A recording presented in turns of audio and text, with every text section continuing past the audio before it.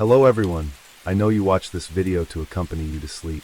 So if you like this video, don't forget to like, comment, and subscribe. Also, don't forget to tell me where you are from and what time you watched this video. Let's jump straight into the story. On the morning of January 24th, 2012 in China's Guangxi Province City, the second day of Chinese New Year, while festive firecrackers could still be heard echoing through the streets, an elderly resident was taking his usual morning walk in a village about 6 miles from the city center. As was his habit, he stopped by his vegetable garden to check on his crops. From a distance, the lush green rows of vegetables filled him with satisfaction. However, his contentment was cut short when his eyes caught sight of an unusual dark object in the corner of the garden. As he approached, the sight before him left him frozen in horror. A woman lay motionless on the ground, wearing a black long-sleeved sweater on her upper body, but completely unclothed from the waist down. Witnessing this horrifying scene, the elderly man rushed to seek help from nearby residents. Within half an hour, the Criminal Investigation Department of the Qingshu District Police Bureau arrived at the scene to begin their investigation. The victim appeared to be a young woman in her early 30s with no signs of life. The forensic examiner's preliminary assessment suggested that death had occurred within the past 12 hours. Notably, there were multiple wounds on her head caused by a blunt object, rendering her face unrecognizable. Given the state of undress, investigators couldn't rule out the possibility of sexual assault followed by murder to eliminate witnesses. The investigators discovered several significant details. The victim wasn't wearing shoes, and there were no signs of struggle around the body. This suggested that this wasn't the primary crime scene. In nearby bushes, they found a broken jade bracelet, likely belonging to the victim. Interestingly, she was still wearing other jewelry, indicating that robbery wasn't the motive. The wailing police sirens drew an increasingly large crowd of curious onlookers. Whispers spread through the gathering. A murder on New Year's. What terrible luck! Despite questioning local residents, no one could identify the unfortunate woman. The investigators faced a crucial question. Who is this woman and why was she here? Immediately, a special task force was established to investigate the case. While waiting for the autopsy results to identify the victim, police simultaneously began reviewing all missing person reports filed within the city limits. However, with such a broad search area, identifying the victim proved challenging. A crucial lead was discovered when the technical team reviewed surveillance camera footage from the village road over the past 24 hours. At 3:45 a.m. on January 24th, approximately 165 feet from where the body was found, cameras captured a vehicle stopping by the roadside, coming from the direction of the city. The vehicle's hazard lights were on, and its automatic trunk opened. Through the camera, a shadowy figure could be seen getting out of the car, and about 10 minutes later, this person returned to the vehicle and quickly drove away in the same direction they came from. All these actions were highly suspicious. The investigators boldly hypothesized that this could be the vehicle the killer used to transport and dispose of the victim's body. Unfortunately, heavy rain had fallen early that morning, making the roads slick and wet. Combined with the reflection from streetlights, this made the surveillance camera footage unclear. As a result, police couldn't identify the license plate or the exact color of the vehicle. Even the mysterious person's actions after leaving the car were in the camera's blind spot. The only lead the police had was that it was a dark-colored SUV. However, in Nanning City alone, there were thousands of vehicles matching this description, making the investigation increasingly difficult and complex. When the investigation seemed to hit a dead end, a police station in Qingshu District provided the criminal investigation team with information about a report. Early that same morning, around 5 a.m. at this police station, an officer finishing his night shift was preparing to go home when 2 men rushed in to file a report. One of them explained that around 10 p.m. the previous night, his wife had gone out to buy medicine but hadn't returned. They said they had been driving around searching from 2 a.m. until the time they came to report, but had found no trace of his wife. Through investigation, it was learned that the reporters were the husband and brother of the missing woman. The brother in particular showed extreme concern about his sister's sudden disappearance. He was certain that his sister wasn't the type to leave without saying goodbye. Moreover, it was during the New Year holiday the family had just reunited and she had a 1-year-old son. There was no reason for her to leave like this. Unfortunately, at that time, less than 12 hours had passed since her disappearance, so the police only recorded the information and suggested the two men go home and wait, thinking the woman would return on her own. However, this missing person report became an important puzzle piece, helping the task force quickly connect various details. The time of death of the body found in the vegetable garden perfectly matched the time woman went missing, and the age of the victim was also similar. There was a high probability this was the same person. Through verification, the missing woman was identified as Chen Xiaowei, 36 years old. Immediately, police contacted the woman's family to identify the body. The next morning, in the somber atmosphere of the morgue, Xiaowei's brother, sister, and husband were present to identify the body. Although the victim's face was difficult to recognize due to disfigurement, her sister Qin Xiaoxia immediately recognized it was her sister. Additionally, the broken bracelet found at the scene and the jewelry on the victim's body were all confirmed by the family as belonging to Xiaowei. For additional verification, police conducted DNA comparisons between the body and family members. The DNA results matched completely, officially confirming initial suspicions. The victim was Chen Xiaowei, the missing woman. The autopsy results showed that Xiaowei died from severe head trauma caused by external force. A notable detail was that although the victim had sexual relations within 12 hours before death, there were no signs of beating or rape on her body. This suggested it might have been consensual activity. However, was the killer's deliberate exposure of the victim's lower body meant to send some message to investigators? In the morgue, Xiaowei's family couldn't contain their grief, sobbing uncontrollably at their loved one's tragic death. After they calmed down, police took their statements. Sister Xiaoxia reported that on New Year's Eve, the night of the murder, she had stayed at her sister's home until 10:30 p.m. She clearly remembered that her sister had prepared an elaborate feast that evening, was in good spirits, and showed no unusual behavior. According to her husband Huang Ji's account, after everyone in the family had left around midnight, their 1-year-old child suddenly developed a high fever, and Xiaowei rushed out to buy medicine. Noticing she had been gone for over an hour without returning, he worried and called her repeatedly, but she didn't answer. He wanted to go out and look for his wife then, but because their young child was sick with fever, he had to stay home and wait longer. He thought that because it was New Year's and midnight, nearby pharmacies might be closed, so his wife had to go further to buy medicine. However, after another half hour when his wife still hadn't returned, with no other choice at around 2 a.m., he drove to take their feverish child to Xiaowei's cousin's house, then drove alone, searching everywhere. After searching until 5 a.m. without finding any trace of his wife, he had to call his brother-in-law to go with him to the police station to file a report. A woman going out alone late at night was indeed very dangerous. However, what puzzled the police was that in the current situation, this didn't appear to be a robbery murder. Nor did it look like rape, so what was the killer's motive? Based on the leads Huang Ji provided, police checked pharmacies within a 3-mile radius of Xiaowei's home. Although it was during the New Year holiday, several 24-hour pharmacies were open, but no staff member remembered Xiaowei. This was strange. What had happened to her before she reached a pharmacy? Next, police wanted to determine the exact time Xiaowei left home, hoping to find clues from street cameras. Since the apartment complex where Xiaowei lived had only one pedestrian entrance arc exit, police checked surveillance footage from 10 p.m. on January 23rd to 2 a.m. the next morning. Just as Xiaoxia had said, at 10:28 p.m., she appeared on camera and then left her sister's home. However, after careful review, police saw no footage of Xiaowei going out to buy medicine around midnight as claimed. This greatly surprised the police. Had something happened to her before she left the apartment complex? Or was her husband Huang Ji lying? Just as police were beginning to suspect Huang Ji, officers investigating at Xiaowei's apartment complex brought back encouraging news. A neighbor surnamed Su revealed to police that he and Huang Ji were close friends. Around 1 a.m. on January 24th, when he had just returned home from playing cards, he received a call from Huang Ji asking to borrow his car. Being acquaintances, he didn't ask any questions and simply agreed. Huang Ji quickly returned the car afterward.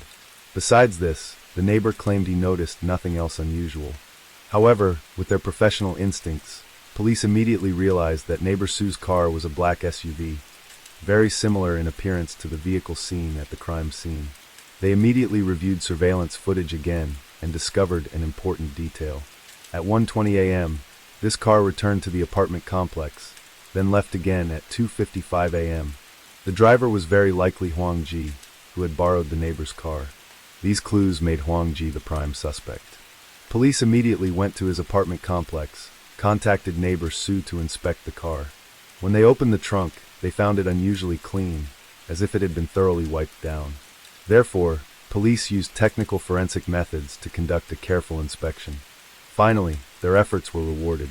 There were 2 to 3 blood stains remaining in the car.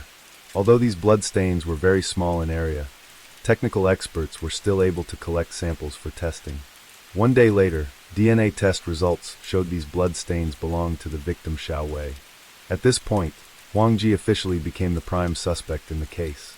Without delay, police brought him in the black SUV to the station for investigation. Faced with police questioning, Huang Ji stuck to his previous explanation. But when asked where he had gone to look for his wife, and why he didn't use his own car but borrowed the neighbor's car instead, his answers were unclear. Moreover, during this process, he couldn't control his shaking legs, and his eyes were filled with anxiety. These details in the eyes of experienced police officers were clear signs of lying. While Huang Ji was trying to buy time, police had gone to his and Xiao Wei's home, as they suspected this might be the primary crime scene. Indeed, although nothing appeared unusual to the naked eye in the room, under luminal testing, police quickly discovered blood spatter and drip patterns on the living room floor, bathroom, and door frame. Tests showed all blood belonged to Xiao Wei. Faced with irrefutable evidence, Huang Ji could no longer defend himself and was forced to confess. However, this result was unbelievable to Xiao Wei's family, especially her brother. He insisted this was impossible. He said his sister and brother-in-law had been married for 7 years, and from when they were dating until now, he had never seen them argue. Moreover, his brother-in-law treated Xiao Wei and her entire family very well. How could he possibly be a killer? Even neighbor Su, who lent the car, was extremely shocked because this couple was known as a model family in the entire apartment complex. Whenever people saw them outside, they were always smiling happily. So it was strange. How could Huang Ji, a person who left such good impressions on both relatives and those around him, commit murder? What made him act so cruelly toward his wife on New Year's Day? In the interrogation room, Huang Ji confessed to his entire crime process. On New Year's Eve, after her sister left, Xiao Wei began cleaning the house and then put their child to sleep. During all this time, Huang Ji just sat on the sofa looking at his phone, not moving at all. Close to midnight, he thought his wife had gone to sleep, so continued sitting in the living room looking at his phone. Unexpectedly, his wife came out from the bedroom at this time. When she saw her husband still engrossed in his phone, Xiao Wei grabbed it, wanting to see what had him so captivated. The images and messages that appeared on the screen made her blood boil. Before her eyes was a nude photo of a woman. As she scrolled through, she discovered more provocative images this woman had sent to her husband. The flirtatious messages between them were like knives stabbing into her heart. There was no doubt her husband was having an affair, and this wasn't the first time Xiao Wei had discovered this. In a fit of extreme anger, she slapped Huang Ji hard across the face, making his ears ring. She threw the phone at him, her voice dropping with contempt. "I won't endure this anymore. I'll let everyone know how fake you are." Hearing these words, Huang Ji panicked. He was actually a very prideful person who didn't want to have to bow his head before relatives and colleagues in the future. When Xiao Wei turned to go back to the bedroom, Huang Ji pulled her back, not letting her leave. Xiao Wei took off her slipper and beat him repeatedly, as if venting years of pent-up resentment. She hit harder and harder, and during the struggle, she pushed Huang Ji down onto the TV cabinet. At this moment, there happened to be a hammer nearby, and he reflexively grabbed it and struck Xiao Hui's head. She collapsed immediately. Looking at the dark red pool of blood on the floor, Huang Ji stood frozen, not knowing what to do. At this moment, crying sounds from their child in the bedroom snapped him back to reality. He quickly ran in to comfort the child. After the child fell back asleep, Huang Ji went back out to find his wife still lying motionless on the floor.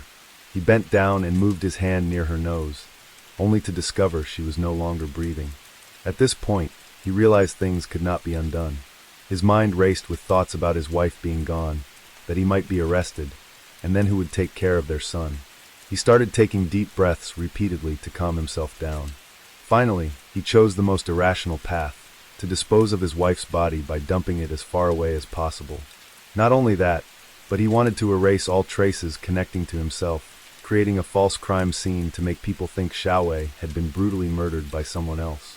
So he took the hammer from earlier and continued striking Xiaowei's face until it was unrecognizable. Then he began a series of actions, cleaning up the messy crime scene, wiping away all blood stains, changing his wife into clothes she usually wore when going out. Extreme anxiety and fear made him drip with sweat. Looking at the clock, it was nearly 2:15 a.m. He wondered how he could transport the body outside. Using his own car would be too easily discovered by others. At this moment, he suddenly remembered his close neighbor Sue, knowing that during the New Year holiday, this person usually played cards until 1 or 2 a.m. before returning home. He immediately called Sue, lying that his car was broken and needed to borrow one. The other party agreed without hesitation. After getting the neighbor's car, Huang Ji began implementing his disposal plan. He was extremely careful when moving the body, trying not to make any noise that might wake the neighbors. It took a great deal of effort to get Xiaowei's body down to the garage and into the trunk of Sue's black SUV. Then he went back upstairs, carried his sleeping child down, and placed him in the back seat. Next, he called Xiaowei's cousin, making up a story that she had gone to buy medicine and hadn't returned, asking to leave the child there so he could go look for her. After dropping off the child, he drove alone toward the city outskirts. At this point, Huang Ji had only one thought. He needed to find somewhere really deserted, as far away as possible. But suddenly his phone rang, startling him as he was focused on driving. It was Xiaowei's brother calling, who after hearing from their cousin was very worried, and said he wanted to join Huang Ji in the search. He told Huang Ji to quickly return to the apartment complex so they could search together, saying if they couldn't find her, they would report it to the police. Hearing the words, "report to the police," Huang Ji immediately stopped the car. He looked at the roadside. It was dark and quite deserted, and at this point, he didn't have time to be more selective.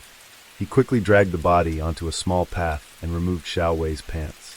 In his mind, he calculated, if police discovered the body, they would think Xiaowei had been raped and murdered.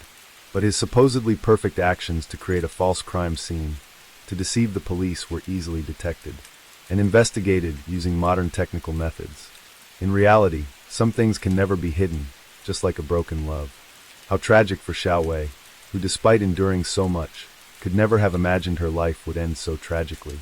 Huang Ji had always played the role of a model husband and father in front of all friends and relatives. But someone had actually noticed his true face early on. That person was Xiaowei's sister, Xiaoxia. After the case occurred, Xiaoxia agreed to be interviewed by the press. She revealed that she was the only one in the family who knew about Huang Ji's affairs. This wasn't because her sister had confided in her. She recounted that during a family gathering in 2008, when borrowing her brother-in-law's phone to make a call, she accidentally discovered romantic messages between him and other women. At that time, Xiaoxia found herself in a dilemma.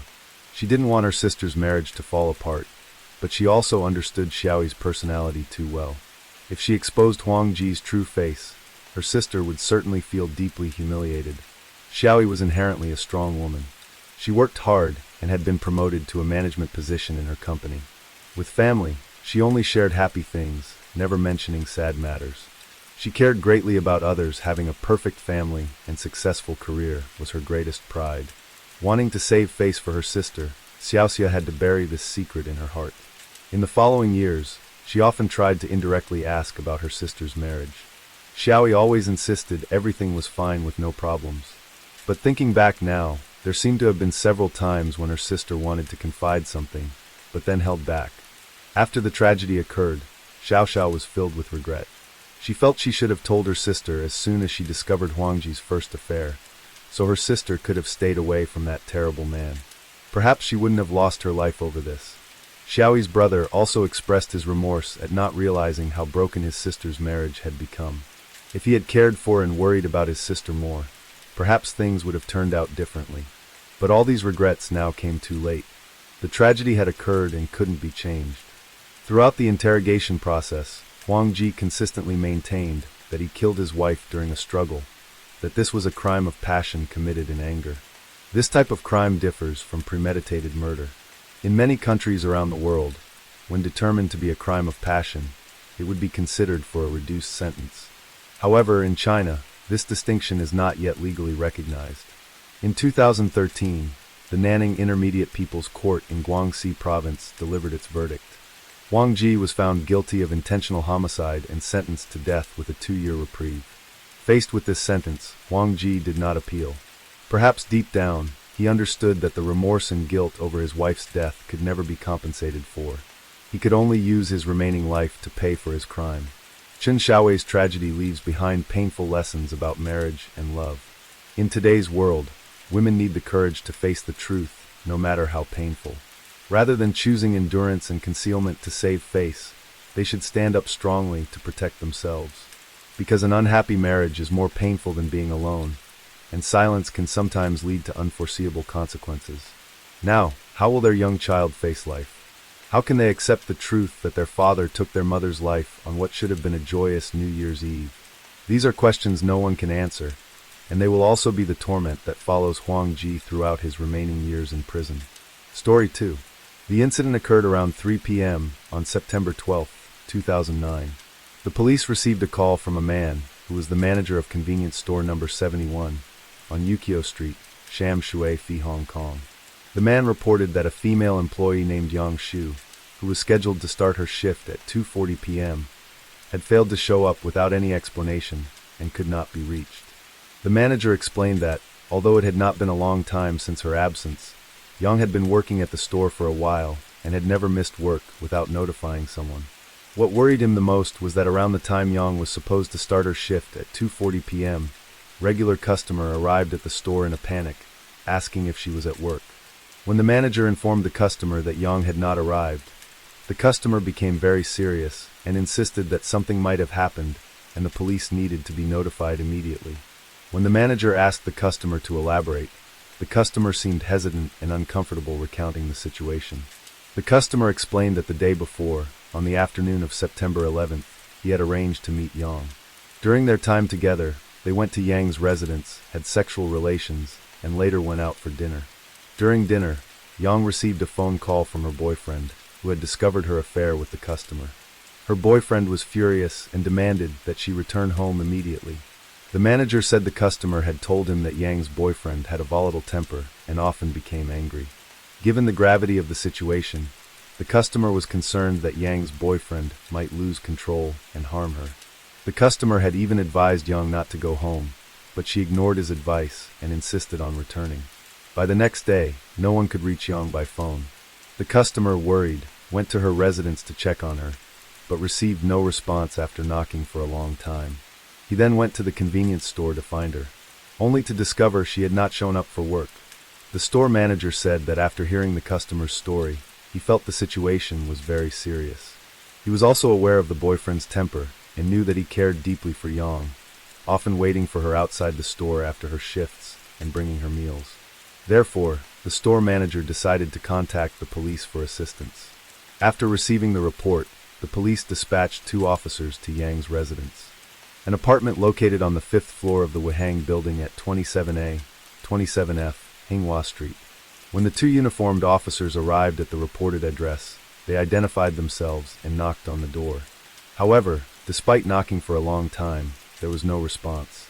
Since the police could not yet determine what had happened, and had no evidence suggesting Yang was in danger, or that any criminal activity was taking place inside the apartment, they could not forcibly enter. Through their investigation, the police learned that the tenant of the apartment was a 40-year-old man named Liang Yaochong. They attempted to contact him, but their calls went unanswered. After several efforts, they discovered Liang had a 15-year-old daughter and decided to reach out to her. Eventually, they managed to get through and speak with her. The police asked Liang Yaochong's daughter if she knew her father's whereabouts and if he could be contacted. Liang's daughter responded that her father had visited her earlier that day, knelt down and tearfully apologized, saying, "I've done something wrong and let you down." He told her he was planning to return to his hometown to end his life, urging her to live well with her mother. He gave her 2,000 Hong Kong dollars, over 1,000 Chinese yuan, and a gold ring before leaving. Upon hearing this, the police became increasingly concerned, believing that something serious might have happened. They requested Liang's daughter to immediately bring the keys to the reported apartment to unlock the door. Liang's daughter, alarmed by the request, hurried over without delay. When the police pushed the door open, a strong smell of blood filled the air. Before they could turn on the lights, the dim light from the hallway revealed a woman lying naked, covered in wounds and blood, inside the apartment. They believed this woman was Yang, who had been reported missing. The police discovered that the apartment, which was slightly over 100 square feet, was splattered with bright red stains everywhere on the wardrobe. Chairs, bedsheets, clothing, floor, walls, and even the ceiling. Emergency responders were immediately called to the scene, but unfortunately, they confirmed that the woman was already deceased. Shortly thereafter, the forensic examiner also confirmed that the deceased woman was indeed Yang. At this point, the police officially opened a case and focused their investigation on Yang's boyfriend, identifying him as the primary suspect. The most pressing task was to locate Liang Yaoqing. Liang's daughter recounted that when her father cried and apologized, he mentioned that he would return to mainland China. The police notified the immigration department to restrict Liang from leaving the country. However, the immigration department responded that Liang had already crossed the Lowu checkpoint into mainland China at noon. The police immediately contacted Chinese authorities to request assistance in locating Liang. Meanwhile, forensic investigators at the scene began examining the evidence and conducting an autopsy on Yang Xiu, working to reconstruct what had happened at the time of the crime. The police found a blood-stained kitchen knife on the floor, which they believed to be the murder weapon. Forensic experts also began analyzing the blood patterns at the scene. It was evident that the victim had been violently attacked with the knife, causing blood to splatter throughout the apartment. Investigators estimated that the assailant paused at some point before resuming the attack. This behavior often indicates that the perpetrator tortured the victim, inflicting initial injuries to instill fear and force the victim to disclose information the perpetrator sought. Additionally, a condom containing semen was found at the scene. Testing was required to determine whether the semen belonged to Liang Yaoqing. The autopsy revealed that Yang was approximately 5 feet 4 inches tall and weighed 108 pounds. Male semen was also detected inside the victim's body, and further testing was necessary to confirm whether it matched Liang Yaoqing. On Yang's neck were signs of strangulation, and her vocal cords were bruised. In addition to the strangulation marks, Yang had 213 stab wounds distributed across her body, including her head, shoulders, arms, chest, back, abdomen, and thighs. Her forearms and both hands also had numerous injuries, believed to be defensive wounds from when she tried to shield herself from the knife. This indicates that Yang was still conscious when she was attacked. What was most terrifying was that, among the 213 wounds, more than 80 were inflicted on her head alone, with many of them going down to the bone. 5 of Yang's teeth had been broken. This was such brutality that even the most seasoned investigators were horrified. The fatal wound was a stab that pierced through the skull into the brain. However, due to the large number of wounds, even forensic experts could not determine the order in which they occurred, leaving them to speculate about the events at the time of the crime. Therefore, the only person who truly knew what happened was the perpetrator. While the police were investigating the crime scene, Liang Yaoqing called his daughter from China, saying that he had returned to his hometown in Jiangmen, Guangdong province. Liang hinted that after visiting his parents' graves, he would end his life and told his daughter, "In a day or two I might go to heaven, so remember to light incense for me." Liang's daughter told the police that after hearing her father's words, she advised him not to do so and to come back to Hong Kong to face the situation. But after hearing this, her father repeatedly said sorry before hanging up, and she was unable to reach him again. While everyone was anxiously waiting, the situation took an unexpected turn. Around 7:30 p.m. the following evening, on September 13th, Liang Yaoqing unexpectedly returned to Hong Kong via Shenzhen Bay Port. Of course, Liang Yaoqing was immediately arrested. After his arrest, Liang Yaoqing openly confessed to killing his girlfriend Yang. "I killed her, she provoked me." He also detailed the events of the crime. To understand the conflict between the two, we need to look into their past. Let's first consider information about Liang Yaoqing. Born in 1970, Liang was 39 years old at the time of the crime. He was born and raised in Jiangmen, Guangdong province. After graduating from high school, he joined the military and served in China as a driver. At the age of 24, he married his first wife and they had a daughter. In 2004, Liang's wife moved to Hong Kong. Since Liang did not have a Hong Kong identity card, he and his daughter stayed in Jiangmen, occasionally visiting his wife in Hong Kong. Despite the long-distance relationship, things were still manageable. However, after his wife had been in Hong Kong for 2 years, in 2006, Liang discovered by chance that his wife was having an affair in Hong Kong. The two eventually reconciled and divorced, but they agreed that Liang and their daughter would be allowed to move to Hong Kong before the divorce was finalized. After that, Liang continued to live with his daughter in Jiangmen. It was also in Jiangmen where Liang met the victim Yang. They got to know each other through a game of mahjong, and Yang, a 32-year-old woman also from Jiangmen, caught his attention. Yang showed you, and Liang hit it off right away. Sharing a natural bond, Liang found Yang to be lively and charming.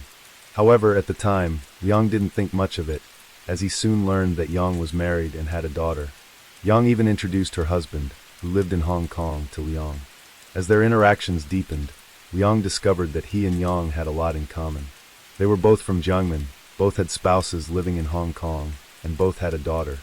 The only difference was that Liang didn't have a Hong Kong identity card, whereas Yang did, meaning she could live in Hong Kong. Their relationship grew closer, becoming more unusual. Once, when Yang had an affair and wasn't sure how to handle her pregnancy from the affair, she confided in Liang and asked for his help.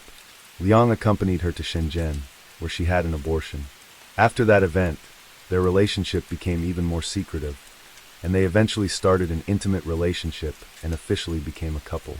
Yang even hid it from her husband and moved in with Liang and his daughter in Jiangmen. However, after living together for a few months, decided to return to Hong Kong to live with her husband and daughter. Liang was heartbroken, but knew he had no means to go to Hong Kong, so he could only watch his girlfriend leave. It's unclear whether it was because Yang wasn't used to life in Hong Kong, or because she missed Liang and Jiangmen. But shortly after arriving in Hong Kong, she decided to return to Jiangmen. She even asked her husband for a divorce. Thus, Liang and Yang were officially together, openly living as a couple.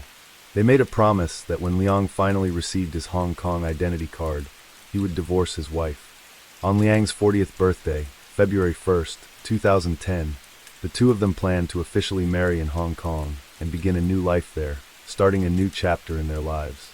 At that time, both were filled with hope and anticipation for the future, but unfortunately, they would never get to see that day. On April 1st, 2009, 5 months before the crime occurred, finally received his Hong Kong identity card. He moved to Hong Kong with his daughter. Liang rented a room over 100 square feet on the 5th floor of the Wuheng building on Hinghua Street, where the crime later took place, for a rent of over 2,000 Hong Kong dollars per month to live with his daughter. The reason he chose this place was because the rent was affordable, and another reason was that Yang worked in Hong Kong, and the Wuheng building was very close to her workplace. Convenience store on Yu Chao Street. Shortly after, also moved in with Liang and his daughter. Although Liang didn't have a stable job at the time, he was hardworking and made a living through odd jobs like moving houses and assisting with construction. He earned about $1,280 US dollars, $10,000 Hong Kong dollars per month. On the surface, after Liang moved to Hong Kong, everything seemed to be progressing well. All he had to do was wait a few more months, and after his divorce, the two of them could officially be together. But all of this turned out to be an illusion, because not long after they started living together, problems began to surface in their relationship. Next, let's see how Liang Yaokong explained his actions after being arrested. Liang told the police that shortly after they moved to Hong Kong and started living as a family of 3, Yang told him she wanted a more private life for just the two of them and no longer wanted to live with his daughter. Liang said he was very much in love with Yang. And since his ex-wife also lived in Hong Kong, he agreed to Yang's request and took his daughter to live with his ex-wife. So, he and Yang began their life together as a couple. He treated Yang very thoughtfully, cooking and taking care of all the household chores. Even when he learned that Yang Shiyu was suffering from foot pain due to standing for long hours at her job at the convenience store, he would massage her feet every evening, helping her put on clothes and socks when she went out. Liang said he spoiled Yang in every way. At first, welcomed this care. The two had once vowed to endure hardship together when they came to Hong Kong, but by the 3rd month after he arrived in Hong Kong in July 2009, their relationship began to show signs of trouble. It all started when Liang injured his hand while working, and to save money, he went back to China for treatment. Yang became suspicious, thinking he went back to China to chase women and enjoy himself.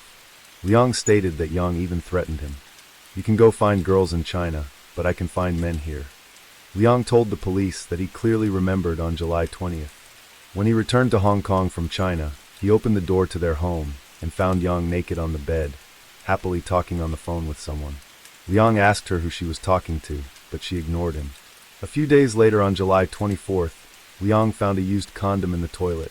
Since they had discovered that Yang was allergic to condoms early in their relationship and had stopped using them, he asked Yang about it.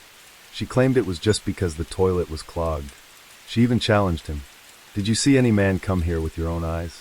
From that moment, became increasingly suspicious, and their relationship began to deteriorate. By early August, he discovered new towels and a toothbrush in their home. When he asked Yang about them, she responded, "If you can tolerate it, then tolerate it. If you can't, just jump off the building and die." After that, they often argued about these issues. Liang believed that after coming to Hong Kong, Yang had completely changed. He said that when he went back to China to treat his hand, Yang had already found a new lover because from that point on, Yang no longer had any relations with him. Although he didn't know the identity of the lover, he suspected it was the convenience store manager, as Yang often praised the manager and acted close to him. Liang said, "Those things weren't the main issue. What really led me to the decision to kill was what happened the day before the incident." Liang stated that on the day of the incident, September 11th, he was doing odd jobs in Yuanlong. Around 3 p.m. during his break, he called Yang to ask if she needed anything for dinner. Unexpectedly, he heard the voice of a man on the phone. Liang immediately asked Yang who the man was, and Yang replied that it was just the sound from the TV. Liang said he knew Yang never watched TV, and he became suspicious that someone else was at their house. After work, he immediately returned from Yuanlong to Chengxiawan. When he arrived home at 5:15 p.m., Yang was not there, but he noticed the bed sheets and blanket were very messy, and they still felt warm. Upon further inspection, he found a pubic hair on the bed and short male hair on the pillow, which didn't belong to him. Liang explained that in addition to these findings, he noticed the trash bin in the house had been emptied, which was unusual because Yang Shiyu had never done housework or taken out the trash. He believed Yang was hiding something, and began searching every floor of the building, checking trash bins to find their apartment's trash bag. Liang recounted that he started searching from the 5th floor to the 2nd floor, and eventually he found a trash bag that belonged to their apartment. When the police asked Liang how he was sure that the trash bag came from their apartment, Liang replied, "Because all the household items were bought by me." Liang used a Chinese brand of feminine hygiene product with a pink box, and I found the box of this product in the trash bag. Liang further explained that morning before leaving, "I personally threw that pink box into the trash, so I was sure this was our trash." He opened the trash bag right there and found a pink box containing a tissue wrapped around a slippery object. When he opened it, he discovered a used condom, still warm and containing fluid. He immediately called Yang to confront her, asking if she had brought her lover to their home. Yang denied it. Yang said that when he continued to ask where she was, she told him she was having dinner with her ex-husband in Mongkok, and then hung up. Liang knew Yang's ex-husband, so he immediately called him to confirm if he was having dinner with her. The ex-husband replied that he was not. After that, Liang went all over Mongkok looking for Yang, hoping to catch her and confirm whether the lover was the convenience store manager. He wandered around Mongkok, but couldn't find any trace of Yang. Eventually, he couldn't take it anymore and called Yang to tell her what he had discovered and demanded that she return home quickly. But Yang didn't care about what he said. Liang then searched for her from after 6 p.m. until 11 p.m., but still didn't find her, so he decided to go home and wait. During that time, he kept calling Yang, but she didn't answer. He waited for her to return home while his thoughts raced. Around 1 a.m., he finally heard the sound of the key turning in the door. Liang said at last, "I waited for Yang to come back, and when she did, she smelled of alcohol." He mentioned that as soon as Yang entered, she became aggressive and scolded him for being suspicious. He then took her phone to check, but he found nothing. This wasn't because Yang was innocent, but because she had deleted all her messages and call history earlier. Around 3 a.m., Liang left the house and went to the convenience store where Yang worked. He bought 2 cans of beer, drank them, and waited for the store manager to arrive for a direct confrontation. However, after finishing the 2 cans of beer and still not seeing the manager, he decided to return home. When he got back, he found Yang talking on the phone in bed, speaking in a very provocative and challenging tone. Liang explained that when he saw this, he snatched the phone out of Yang's hand and accused her of talking to another man. Liang testified that at that moment, Yang lost her temper completely, saying, "Who I talk to is none of your business." and she mocked him for rummaging through the trash to find evidence. She even said, "You think I'm cheating on you? I'll show you what cheating really is. I have many men on the side. I can call whoever I want. Even the ugliest ones are better looking than you. And every one of them is better in bed than you. If you can't take it, go jump out of here." At that point, felt worthless after Yang's insults. He tried 3 times to open the window and jump out, but each time Yang stopped him. Liang said that after about half an hour of arguing, Yang called her ex-husband, claiming that Liang had hit her. Liang recounted that when he heard this, he grabbed Yang's phone and apologized to her ex-husband. Liang said that afterward, he took the condom he had found earlier that day and confronted Yang about it. But she claimed she was allergic to condoms and couldn't have used it. Yang recalled, "I don't know why, but after that we were quiet for a moment, and then we had sex again." However, after it was over, Yang continued to insult him about his sexual performance, saying, "You're useless. I meet men outside, and every one of them is better than you, bigger than you, and lasts longer than you. You're pathetic, only lasting 2 minutes." Liang said that Yang even took the condom he had found in the trash and shoved it into his mouth, saying, "If you want to slander me, then eat this. Maybe it'll help you last longer.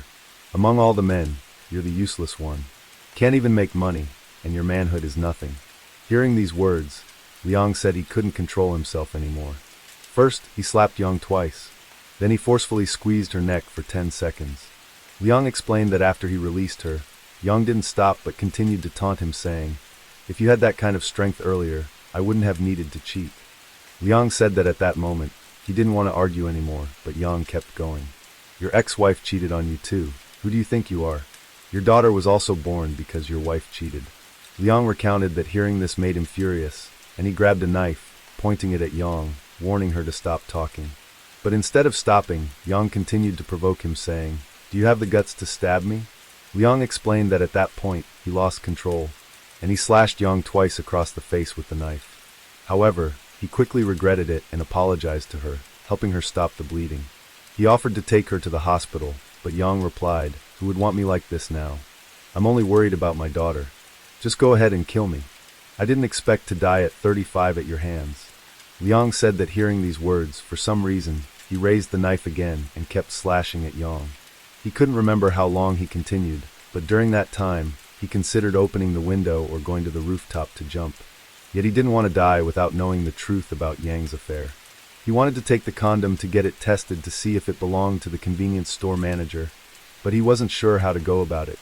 Eventually, Liang decided to see his daughter one last time and visit his parents' graves before ending his life. After visiting his parents' graves in China, he tried to overdose on sleeping pills but was saved by others. He later regretted it and remembered his daughter's words, so he returned to turn himself in. This is the version of events that Liang Yaoqing confessed to after being arrested. Of course, this is just Liang's one-sided account, and its authenticity still needs further investigation. Next, we will see whether the truth can be uncovered in court. Will Liang Yaoqing be able to clear the doubts in his mind in front of the court? Will we find out who his lover really was, whether it was the convenience store manager or the regular customer the manager mentioned, or if there was no affair at all?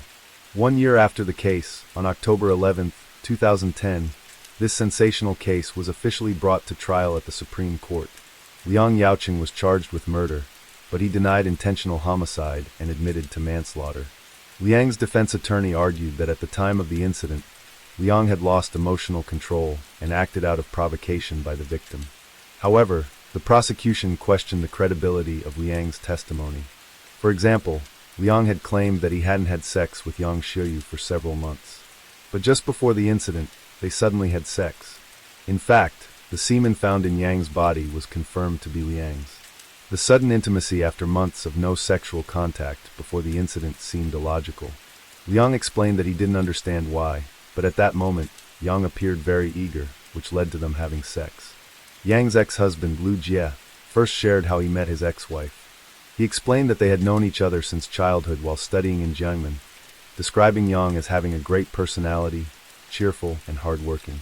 After graduation, she worked as a secretary in China.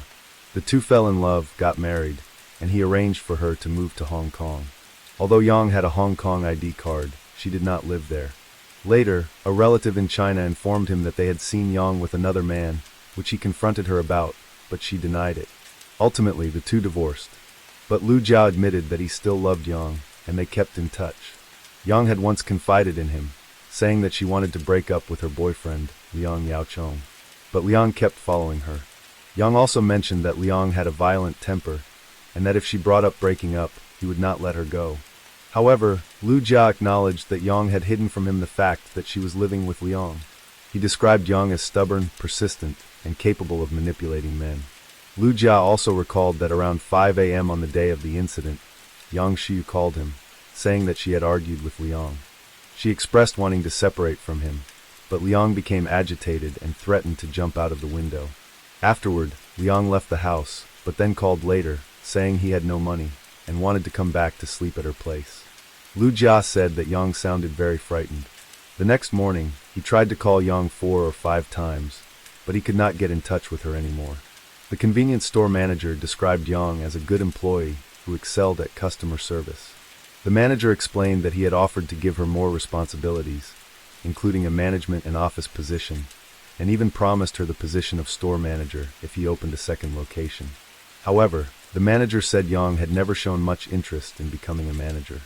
When asked in court if he agreed with the suggestion that the victim had used sex to advance her career, the manager strongly denied it, stating that it was untrue. A 39-year-old minibus driver named Chen Buxiang was also summoned as a witness. Interestingly, when he testified, Chen was wearing a mask. Typically, witnesses in court are required to show their faces, even those testifying behind a screen or during the pandemic, as it's important for the judge and jury to observe the witnesses' expressions and body language during their testimony. However, Chen wore both a mask and glasses, covering most of his face. Moreover, during his testimony, Chen spoke in a quiet, hesitant manner, often stumbling over his words. When asked about his personal information, he remained silent and only responded after the judge repeatedly prompted him. So who is this mysterious minibus driver? It turns out he was the lover that Liang Yaochong had been trying to find, and he was the regular customer the convenience store manager had mentioned when reporting to the police. Chen testified that before the incident occurred, he drove the M45 minibus route from Minjin Hospital to Yuchao Road. In early August, about a month before the incident, he met Yang at a convenience store on Yuchao Road. The two became good friends, getting along well, dating, and going out to eat together. Yang confided in him about her situation, telling him that her boyfriend, Liang Yaochong, frequently got angry and scared her, always accusing her of cheating. Yang also told him that Liang had once used a knife to destroy a phone in their house out of frustration, and that she wanted to break up with him. Chen testified that on the day before the incident, September 11th, he knew Liang had to work, so he arranged to meet Yang outside. However, Yang asked him to come to her apartment. Chen brought 2 condoms with him, and had sex with Yang in the apartment where the incident later occurred. Afterward, they went to a restaurant to eat, then returned to the apartment and had sex again. Chen stated that both times they used condoms. Afterward, he carefully wrapped the condoms and threw them in a trash bin located on the stairwell between the 2nd and 3rd floors of the building. Afterward, he took Yang to eat cake in Jordan, and then they went to Mong Kok for dinner. During dinner, Yang received a call from Liang, who said he had found used condoms in the trash bin at their home, and demanded that she return immediately. Chen stated that he was concerned for Yang's safety and advised her not to go back home, but Yang insisted on returning. The next day, when Chen was unable to contact Yang, he instructed her supervisor to report her disappearance to the police. One notable aspect of Chen's testimony was when he was asked about his marital status. He hesitated and said he couldn't remember. Only after the defense presented documents did he admit that he was married. Chen emphasized in court that, aside from the 2 instances of sex on September 11th, one day before the incident, he had never had sex with Yang.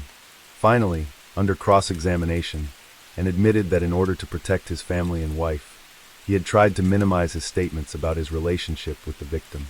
After several days of trial, the jury, consisting of 4 men and 3 women, deliberated and reached a unanimous verdict in less than 4 hours, declaring Liang Yaochong guilty of murder. The judge strongly criticized Liang for his brutality and cold-heartedness, stating that the bloody condition of Yang's body was the most horrific thing he had seen in his many years as a judge. In the end, Liang Yaochong was sentenced to life in prison according to the law. Notably, due to some particularly graphic images of the victim's body, The prosecution chose not to present these images in court to avoid impacting the jury. Although Yang Shui's fate was sealed, for Liang Youqiang, prison was not the final stop. After being sentenced to life in prison, he appealed multiple times, and his appeals were accepted. Over the 12 years following his arrest, he underwent 3 trials. Each time he was convicted of murder and sentenced to life in prison, but he was allowed to appeal. In his final appeal in November 2020, the Supreme Court accepted his appeal and in July 2021, changed his conviction to manslaughter, granting him immediate release.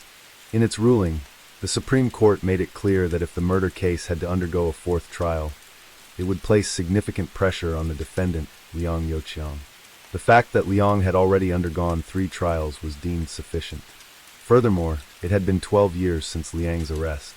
Considering his guilty plea and good behavior in prison, this was equivalent to a sentence of 27 years. This 27-year sentence far exceeded the usual penalty for manslaughter. Even if Liang had been convicted of murder, the actual time served would likely have been between 20 and 30 years. Story February 3, 1999. It was a Sunday and also Valentine's Day. For several days, Chi Sing had been deeply worried because he couldn't get in touch with his close friend, Chung Wai-man.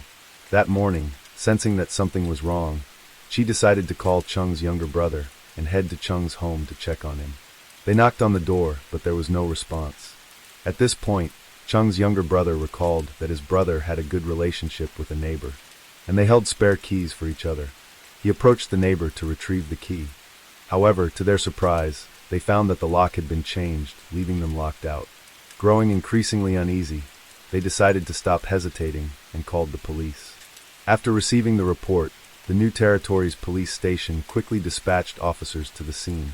Once briefed on the situation, they decided to forcibly enter the apartment. Upon entry, they found the main door leading to a living room flanked by a kitchen and bathroom with 2 bedrooms on either side. The apartment was in disarray, and a foul odor filled the air.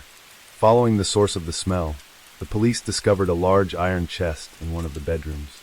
The chest measured 35 inches long, 24 inches wide, and 24 inches high. When the chest was opened, the top layer contained clothing. The middle layer was filled with coarse salt, and beneath it lay the dismembered body of a man. The body had been cut into 6 parts: the head, torso, 2 legs, and 2 arms. The left hand and left foot were missing. The victim's head was tightly wrapped in white cloth, his eyes wide open, with the eyeballs bulging and visible wounds around the corners of the eyes. It was a horrifying sight. The victim had died with his eyes open. The entire body was covered in coarse salt, likely in an attempt to preserve the corpse and mask the smell. Forensic examination revealed that the victim had sustained 13 stab wounds, the most significant being a large wound running from the chest to the abdomen, penetrating the lungs. The other wounds were inflicted post-mortem. Additionally, blunt force trauma was found on the victim's head and neck, likely caused by a hard object. While there was no brain damage, the injuries could have caused unconsciousness. The cause of death was determined to be excessive blood loss, with the estimated time of death being the early morning hours of February 10th. After Chi Sing and Chung Wai-man's younger brother identified the body, the police confirmed the victim's identity as Chung, a 23-year-old man. Chung was known for his loyalty and had minor ties to organized crime, often helping his friends in times of need. His relationship with his family was strained, leading him to move out on his own early in life. Despite this, he was deeply protective of his younger brother and would always step in to assist him during tough times. However, Chung had a hot temper and could easily lose control over trivial matters. This personality trait made it difficult for him to hold down any job for long. After hearing about Chung's death, many people gathered near his house to burn joss paper as a farewell. His friends went to the New Territories police station, demanding that the police quickly apprehend the perpetrator. The police first summoned Chi Sing, the friend who had reported the case, to assist with the investigation. Chi Sing stated that he and Chung were the same age, 23, had much in common, and were very close friends. In the early hours of February 10th, for days prior, he and Chung had been drinking and having a late-night meal at a roadside stall. Chung, who was usually reserved and carried his burdens alone, seemed unusually downcast that night, as though something very serious was troubling him. Worried about his friend, Chi Sing pressed Chung for details. After a few drinks, Chung finally opened up. He confessed that he had noticed strange behavior from his girlfriend, Paman, in recent days. She had been sneaking out dressed up, sometimes laughing at her phone. Her actions seemed suspicious, but whenever Chung confronted her, she deflected with various excuses. He suspected that she was secretly seeing someone else. After hearing this, Chi-Sing hesitated before telling Chung the truth. Paman had indeed been unfaithful. A few months ago, Chi-Sing had often seen her behaving intimately with another man in public. Thinking that Chung's relationship with her had already deteriorated, he hadn't mentioned it before. As Chi-Sing recounted the story, Chung's anger became increasingly evident. Realizing he should have spoken up earlier, Chi-Sing felt guilty and regretful. To calm his friend down, he tried to soften the blow, suggesting that the man could be a distant relative. Chung, however, could no longer contain himself. He suddenly stood up, saying he needed to go home to handle some matters and would return shortly, asking Chi-Sing to wait for him. Minutes turned into an hour as Chi-Sing sat alone at the roadside stall, but Chung never came back. Sensing something was wrong, Chi-Sing went to Chung's apartment to check on him. Standing before Unit 2936 in Sun Yat House, Taihing Village, he felt a growing sense of unease. The first time he knocked, Yupaman answered from inside but didn't open the door. He vaguely heard a hoarse voice which sounded like Chung saying, "Don't hit," before loud music suddenly started playing, drowning out any further sounds. Knocking again, Chi-Sing called out that he wanted to take Chung out for drinks, but Paman still refused to open the door and yelled at him to leave. Refusing to leave, Chi-Sing felt sure Chung was inside. After waiting outside for a while, he knocked a third time and said his phone battery was dead and he needed to come in to charge it. Shortly after, Paman opened the door, threw a power bank at him, and slammed the door shut. Despite her quick movements, Chi-Sing caught a glimpse inside the apartment. He saw a strange woman wearing glasses, likely around Paman's age. After that, no matter how persistently Chi-Sing knocked on the door, there was no response. He knocked a total of 7 times, but still saw no sign of Chung. Eventually, he gave up and went home, thinking that if the couple was arguing, it was best to let them resolve it on their own without his interference. Little did he know that the next time he would see Chung, it would be as a lifeless body. Based on Chi-Sing's testimony, the police immediately suspected that Paman was involved in Chung's death, making her the primary suspect. Inside the apartment, however, they found no trace of Paman or her daughter. Despite inquiries with neighbors, relatives, and friends, no one knew where they had gone. Following leads from Chi-Sing, the police identified the glasses-wearing woman who had been in the apartment with Paman on the day of the crime. But she provided no new information. She told the police she hadn't seen Chung that day, claiming she had only been at the apartment briefly before leaving.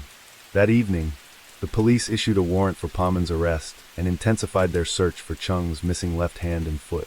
On February 17th in Waterloo, 18 miles from the New Territories, a man named Lau Quanhua came forward at a police station, claiming to be Paman's ex-boyfriend. He said that after seeing the police's wanted notice, he was in disbelief until Paman called him and confessed to the crime. During the call, Quanhua urged her to turn herself in, even offering to accompany her, but she firmly refused and hung up. Quanhua candidly explained that his reason for coming forward was to avoid being investigated and mistakenly implicated as an accomplice. He thought it was better to cooperate voluntarily. According to Quanhua, he met Paman in January the previous year when she was selling candy at a flea market in Victoria Park. Attracted by her youthful beauty, he approached her and asked for her contact information. They began dating, and on their first date, they officially became a couple. At the time, Quanhua didn't know that Paman already had a boyfriend and a child. He treated her well, always buying her thoughtful gifts on holidays. However, after a few months, Paman abruptly ended the relationship without explanation, leaving Quanhua heartbroken and unsatisfied. Despite the breakup, the two remained in touch and maintained a friendship. While Paman's feelings toward Quanhua were unclear, his intentions were straightforward. He wanted to get back together with her. On the morning of February 10th at 7 a.m., Paman called Quanhua and asked for his help, saying that a classmate of hers needed assistance moving some items. Quanhua readily agreed.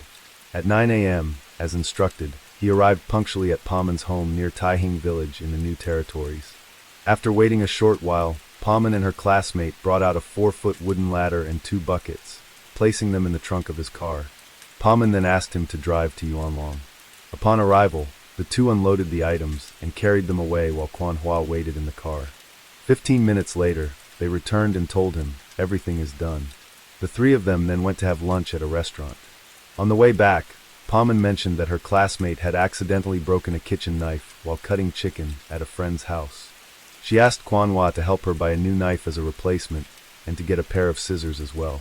Now, with the case exposed, Quan Hua realized in shock that the knife and scissors he had purchased might have been used as tools to dismember the body. Paman might have killed her boyfriend, and her confession over the phone only confirmed his suspicions.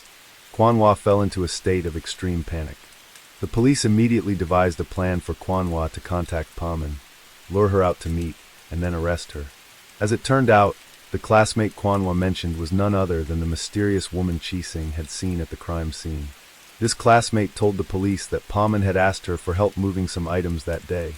She hadn't thought much of it and agreed, but she claimed she didn't know what the items were for and was now unable to contact Paman. The police pinned their hopes on Quan Hua. However, Paman was very cautious. Despite Quan Hua's attempts to persuade her, she refused to meet with him.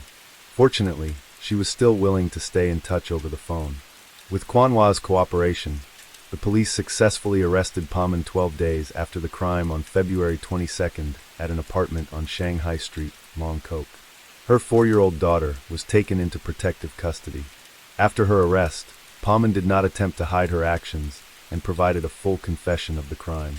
Born in 1980, Paman had a younger sister. In 1994, at the age of 14, she attended New Territories Catholic Secondary School, where she excelled academically and was soft-spoken. She held several leadership positions at school, such as cheerleading captain and president of the Chinese club. Paman, an introverted yet strikingly attractive girl, drew the admiration of many. During her school years, she was even invited to appear in several commercials. For instance, a popular shampoo brand at the time had once featured her. In 1994, one day, she visited a karaoke bar where a classmate worked part-time. Coincidentally, Chung, who was 18 at the time, also worked there. The moment Chung saw Paman, he was captivated by her unique, pure demeanor and fell for her at first sight. He obtained her phone number through their mutual classmate, and the two began to stay in touch. Paman often visited Chung's home with friends, maintaining a friendly relationship. One day, faced with the girl he had been infatuated with for so long, Chung lost control of his emotions. Taking advantage of a moment when no one else was around, he assaulted Paman afterward, apologized to her, and claimed that alcohol had clouded his judgment, leading to the incident. He assured her that he was willing to take full responsibility for his actions.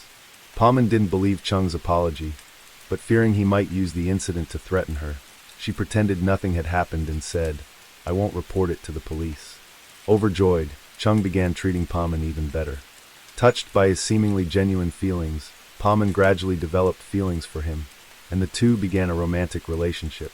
By the end of 1994, while still in 10th grade, Paman unexpectedly became pregnant. As she was still very young, raising a child posed an enormous challenge.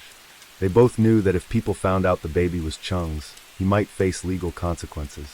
After discussing it, they decided to keep the pregnancy a secret and planned for an abortion. However, after an examination, the doctor deemed Paman too underweight and physically weak, warning that an abortion could endanger her life. Reluctantly, they decided to keep the baby. Paman continued attending high school while pregnant. Thanks to her petite frame, she could conceal her growing belly by wearing loose clothing. When anyone expressed suspicion, she would dismiss it as simply gaining weight from eating too much. Even up until the delivery, her friends, classmates, and even her family who lived with her never realized she was pregnant. By May 1995, as her due date approached, Paman didn't seek help from anyone or visit a doctor. Instead, she gave birth to a baby girl by herself in the bathroom at Chung's home. To avoid anyone discovering that the child was related to Chung, she gave the baby her own last name and named her Yu Young. Unlike Paman's joy, Chung Wyman saw the baby's arrival as a burden and insisted that she abandon the child at the entrance of a hospital. Paman adamantly refused, and after much pleading, Chung reluctantly agreed to take care of the baby. She left the baby at Chung's home and would visit daily after school to care for her daughter, returning to her own home at night. This became their routine. Still a high school student without income, Paman struggled with the costs of raising a child, especially since Chung's work was unstable. To solve this, Paman came up with a plan. She told her family that she wanted to rent a place outside the home to focus on her studies. Her family believed her, and began giving her 1,000 Hong Kong dollars per month as an allowance. With this, Paman moved in with Chung. The steady income made Chung lazy, and he eventually quit his part-time job altogether. Despite the difficulties, Paman refused to give up her education. She juggled studying and caring for her daughter, successfully completing her pre-university program and achieving good results in her college entrance exams. However, after much thought, she decided to give up the opportunity to attend college and stayed at Chung's home to take care of her daughter, becoming a housewife. Of course, she kept this decision from her family and lied that she had been accepted into college and still needed to rent a place. Her family didn't question her and continued sending her monthly allowance. By 1996 and 1997, Paman had given birth to 2 more children. However, with their meager income, she couldn't afford to raise them. As a result, she abandoned both children, one at a nearby subway station and the other at the entrance of a hospital in the New Territories. Despite sacrificing so much for Chung, Paman didn't find the happiness she had hoped for. Not only did she live in poverty, but she also had to endure Chung's volatile temper. He frequently beat her, leaving her body covered in bruises. Over time, her love for him turned into deep resentment. She often thought that if not for Chung, she could have gone to college, possibly become a star, and pursued her dreams. These thoughts gradually led her to consider leaving Chung. In January 1998, while shopping at a market, she met Quan Hua, a painter. His gentle nature was a stark contrast to her abusive boyfriend, and for the first time, she felt cared for and loved. She quickly fell for him. Hiding the fact that she had a boyfriend and children, she began a relationship with Quan Hua. He treated her exceptionally well, making her both happy and anxious.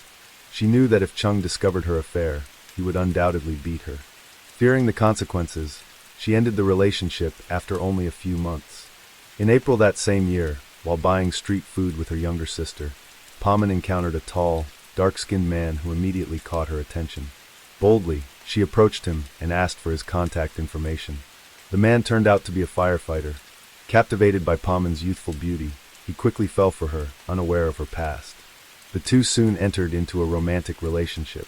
Unlike before, Paman didn't hide this relationship and openly dated him in shopping malls. After 6 months of dating, by November 1998, noticed her frequent absences and became suspicious. Although he repeatedly questioned her, she evaded his inquiries with excuses. Chung, known for his distrustful nature, didn't give up. He demanded that Paman report her whereabouts every time she went out and occasionally followed her secretly. However, Paman was careful to cover her tracks, and Chung had yet to catch her in the act. In the early hours of February 10, 1999, Chung, troubled by his suspicions for a long time, finally confided in his friend, Chi Sing. Unbeknownst to him, Chi Sing had already witnessed the affair firsthand. After confirming his doubts, Chung, filled with rage, returned home to confront Paman directly. What followed was the tragic series of events. According to Paman's testimony, in the early hours of February 10th, Chung returned home and unleashed a torrent of verbal abuse, venting all his frustrations from the past days. He also began to physically assault her. In an act of self-defense, she grabbed an iron hammer and a stool nearby to fight back. During the altercation, she picked up a kitchen knife to threaten Chung, but accidentally injured him. Losing control, Chung collapsed in a pool of blood. Overwhelmed by the memory of the abuse she had suffered and her ruined future, Paman continued attacking Chung with the stool, channeling all her anger and resentment toward him. At that moment, Chi Sing arrived to check on the situation and knocked on the door. In her panic, Paman refused to let him in. Worried that he might hear Chung's cries, she dragged Chung into the bathroom and turned on loud music to muffle the noise. Time passed, and Chung succumbed to blood loss. Meanwhile, 4-year-old Yu Young witnessed the entire scene through the crack of the bathroom door and began crying in fear. To prevent her daughter from seeing the traumatic sight again, Paman decided she needed to handle the body. She found an iron chest in the house, typically used for storing tools like hammers and saws. Emptying its contents, she realized the chest was too small to fit Chung's body and decided to dismember him. However, the kitchen knife she had was not sharp enough, and her small frame made the task extremely difficult.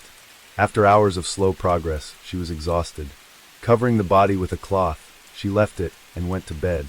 The next morning, Paman took her daughter out for breakfast at a tea shop. She then called her ex-boyfriend, Kwanhua, asking for help to move some items. Using a flimsy excuse, she also asked him to buy a new kitchen knife and a pair of scissors. Upon returning home, she resumed dismembering the body. The new tools were much sharper, allowing her to cut the body into 6 parts and fit them into the iron chest. However, the space was still tight, so she removed the left hand and left foot. She sprinkled coarse salt over the body parts in the chest to mask the odor, then covered them with clothes and shoes. The left hand and foot were discarded in a nearby garbage bin. Thinking she had successfully hidden the evidence, Paman believed the ordeal was over. However, the crime was quickly uncovered. Although Kwanhua had unknowingly purchased the tools used in the dismemberment, he was unaware of their intended purpose. Once he learned the truth, he voluntarily reported the matter to the police and was not prosecuted. Similarly, the classmate identified as C was not found to have any direct involvement in the crime and was also not charged. A year after the crime, on February 3, 2000, the trial took place at Hong Kong's High Court. The defendant, Paman, was charged with murder and obstructing the lawful burial of a body. In court, Paman maintained that she had killed Chung unintentionally in self-defense, and had dismembered his body out of fear, not as part of a premeditated murder. The jury, consisting of 5 women and 2 men, deliberated for 7 hours before reaching a unanimous verdict. The court found Paman not guilty of murder, but guilty of manslaughter. She was sentenced to 9 years in prison for manslaughter and 3 years for obstructing the lawful burial of a body, with the sentences combined for a total of 12 years. The crime, occurring on Valentine's Day and involving a salted corpse, was gruesome and bizarre, captivating the media and sparking widespread discussion and speculation. Some believed that Paman couldn't have dismembered the body alone. Her small stature made it seem implausible that she could have overpowered and dragged Chung, a large man, without assistance. Many suspected that she might have helped her. However, Paman denied she's direct involvement in the crime. Whether the latter in 2 buckets transported by Paman and she were connected to the crime remains unclear, as public information did not disclose further details. Still, she's presence at the crime scene raised suspicions among the public. Some people also found she's actions suspicious. On the day of the crime, he clearly heard Cheng's voice, but chose not to call the police. Xing explained that he feared calling the police would expose the existence of Cheng's 4-year-old daughter, which could lead to Cheng being imprisoned. While his explanation might be understandable to a certain extent, it appeared weak when weighed against moral standards. Additionally, some speculated that such a loud argument late at night would have likely disturbed the neighbors, yet no neighbors reported hearing anything that day. This led to suspicions that the apartment might not have been the initial crime scene. Of course, all of this remains conjecture with no concrete evidence. Yupa Man was released from prison in 2009. She changed her name and disappeared from public view. However, the story did not end there. Her daughter, Yu Young, after losing her father and with her mother imprisoned, was placed in an orphanage and later adopted by a family. Unfortunately, she didn't feel warmth or connection in her new home. The horrifying memories of her parents' violent conflict on the day of the crime haunted her for years. She became withdrawn, introverted, and avoided interacting with others. Despite inheriting Paman's intelligence and initially excelling in school, Yu Young's attitude changed drastically when she entered adolescence at 15. She lost interest in studying, dropped out of school, and left her adoptive parents' home. She fell in with a bad crowd, became addicted to drugs, and became involved in drug trafficking. At 19, she was arrested by the police. In court, Yu Young admitted that her family circumstances were no excuse for her crimes. She stated, "Thank you for arresting me, so I can stop dealing these things." Her adoptive mother, who was present in court, declared, "Regardless of what people think, I will continue to take care of Yu Young." Despite her intentions, Yu Young followed in her mother's footsteps and was sentenced to 5 years and 8 months in prison at the age of 19. Yu Young's story also stirred public discussion. A filmmaker adapted the more than 25-year-long tale of the mother and daughter into a movie, Elisa's Day, in 2021. The film revisited the old case, prompting society to reflect on the challenges faced by young people. The love and life of Paman, from an innocent young girl to a prisoner behind bars, was a heavy and arduous journey. This story serves as a poignant reminder of how one decision can alter the course of an entire life. The intertwined stories of Paman and Yu Young leave behind lingering questions. Their tragic fates form a sorrowful cycle, evoking both pity and reflection. Was it their circumstances that drove them, or were their fates the inevitable consequence of poor choices? Aman, a young woman with a promising future, ultimately buried her happiness with impulsive and immature decisions. Hurt and cornered, she chose vengeance instead of seeking help. That cruel act not only took another's life, but also destroyed her own and her daughter's futures. Story 4. On a September morning in 1994, the peace of Jiamusi City, Heilongjiang province, was shattered by a horrifying discovery. Local residents frantically reported to the police station about finding 2 plastic bags containing human legs in the thick bushes along the eastern bank of the Songhua River. Before the news could settle, the suburban Yonghong Police Division received similar reports. More human body parts were discovered scattered throughout the area. Police immediately arrived at the scene. They quickly cordoned off the area and carefully collected the dismembered remains, packaging each part separately for forensic examination. Although many body parts were missing, making victim identification difficult, preliminary examination revealed a heartbreaking truth. These were the remains of 3 victims, a man, a woman, and a child. Investigators suspected they were from the same family. Since the riverbank wasn't the primary crime scene, the investigation faced significant challenges. In the early 1990s, when forensic technology was still rudimentary compared to today's standards, tracking the perpetrator's traces became increasingly difficult. Despite the investigators' best efforts, the case remained a maze without an exit, forcing them to temporarily suspend the investigation. Time passed until June 1995, 9 months after the first case, when another chilling report reached the police. Residents had discovered more plastic bags containing human remains in irrigation ditches among rice fields near a bridge in the southern part of the city. Within less than a year, 4 lives had been taken, putting immense pressure on local law enforcement. Each day that passed without finding the perpetrator added to the growing unease among residents. In the forensics laboratory, experts meticulously pieced together the newly discovered remains. The examination revealed that the victim's head was missing, with only some body parts remaining, including the left chest area. Besides determining that the victim was male, other clues remained elusive. However, veteran investigators with years of experience began forming sharp hypotheses. When combined with autopsy results, what seemed like an unsolvable mystery started revealing new leads. Although the body parts were incomplete, the remaining pieces provided valuable insights into the victim's lifestyle. For instance, the yellowed fingernails matched characteristics of a long-term smoker. The slightly curved spine and developed leg muscles suggested an office worker who spent long hours sitting. Based on bone age, the victim was estimated to be between 32 to 35 years old, standing approximately 5 feet 10 inches to 5 feet 11 inches. Through these deductions, investigators began forming a general profile of the victim. But without facial features, where should they begin? At this point, the police devised a strategy.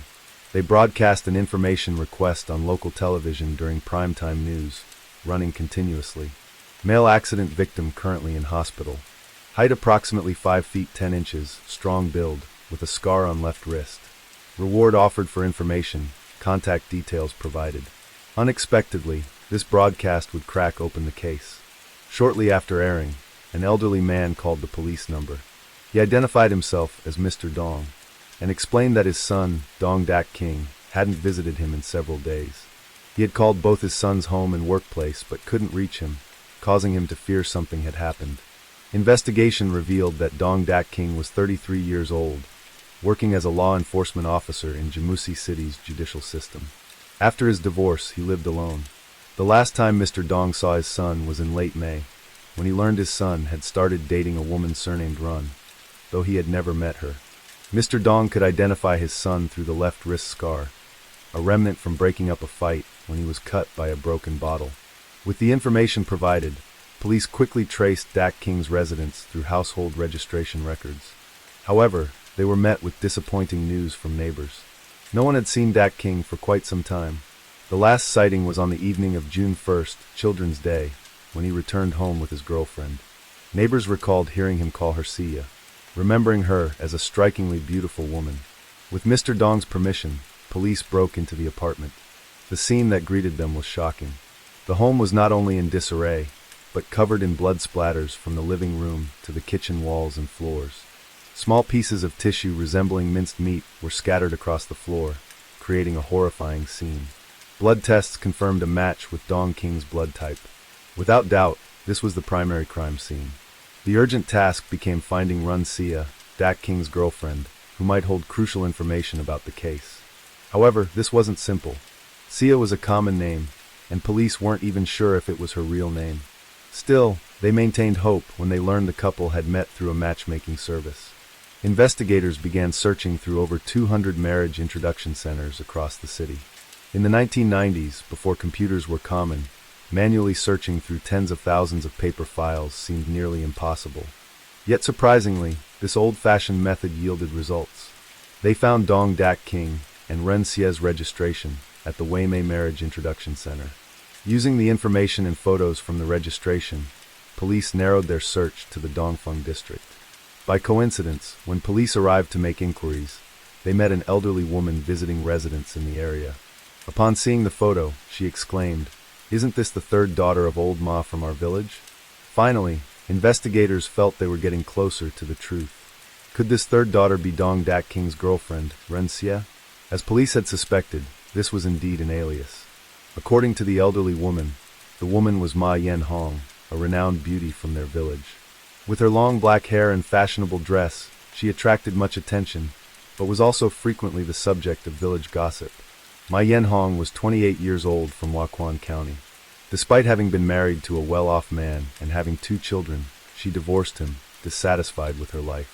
According to the Ma family, after her divorce in 1993, their daughter moved alone to Jiamusi City to rent an apartment, and they hadn't seen her for nearly 6 months.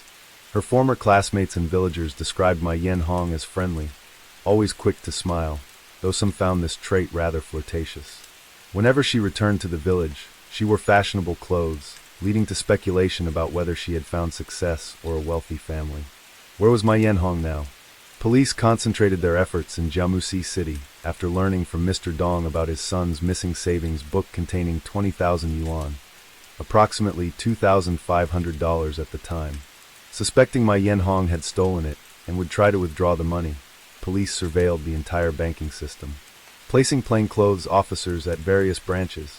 After more than 2 weeks of patient surveillance, they finally caught Ma Yen Hong one afternoon as she attempted to withdraw money just before the bank closed. Faced with irrefutable evidence and intense questioning in the interrogation room, she was forced to admit to dismembering Dong Daking's body after he died from alcohol poisoning. However, she insisted the savings book had been promised to her by Daking. Due to the striking similarities between the dismemberment techniques used in both the September 1994 case and the Dong Dakin case, the Criminal Investigation Department decided to investigate them together. When police prepared to deepen their interrogation, perhaps knowing she could no longer hide the truth, Ma Yen Hong suddenly burst into bitter tears. Her painful crying made it seem as if she were the victim. After her crying subsided, she sighed heavily and said, "Well, you can only die once. Whether you kill one person or 2, the punishment is the same death. I might as well tell you everything." Through her confession, investigators learned even more horrifying details. During her confession, Yen Hong admitted to both murders. Looking at her appearance, investigators could hardly believe that this woman could single-handedly kill an entire family of 3. Yet the details she revealed painted a picture of cold-blooded brutality. After her failed marriage, Yen Hong had moved to Jiamusi City to start a new life. Initially, she planned to open a small shop, dreaming of a peaceful and comfortable life. However, lacking business experience, she quickly learned the harsh realities of competition. Watching her meager capital dwindle, she became desperate for money. Financial worries kept her awake at night, constantly searching for ways to make quick money. In this unfamiliar city, Yen Hong had few connections. In these circumstances, she began paying attention to her landlord's family. The landlord, Su Shueli, lived with his wife and young son. They had a spare room for rent to supplement their income. Little did they know that this ordinary decision to rent out a room would lead to their family's tragic end. Initially, Yen Hong didn't use her real name when renting, introducing herself as Wang Nan.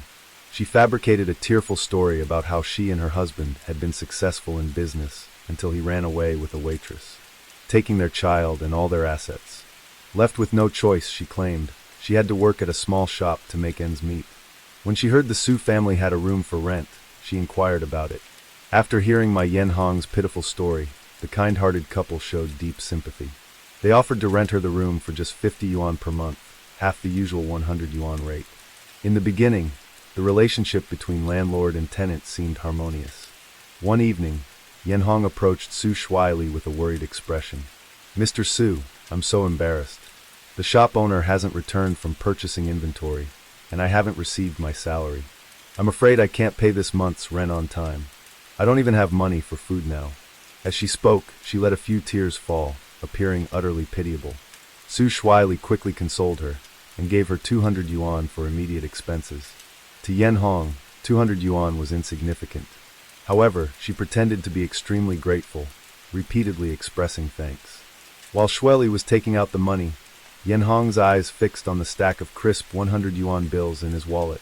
From its thickness, she estimated there must be at least 5,000 yuan.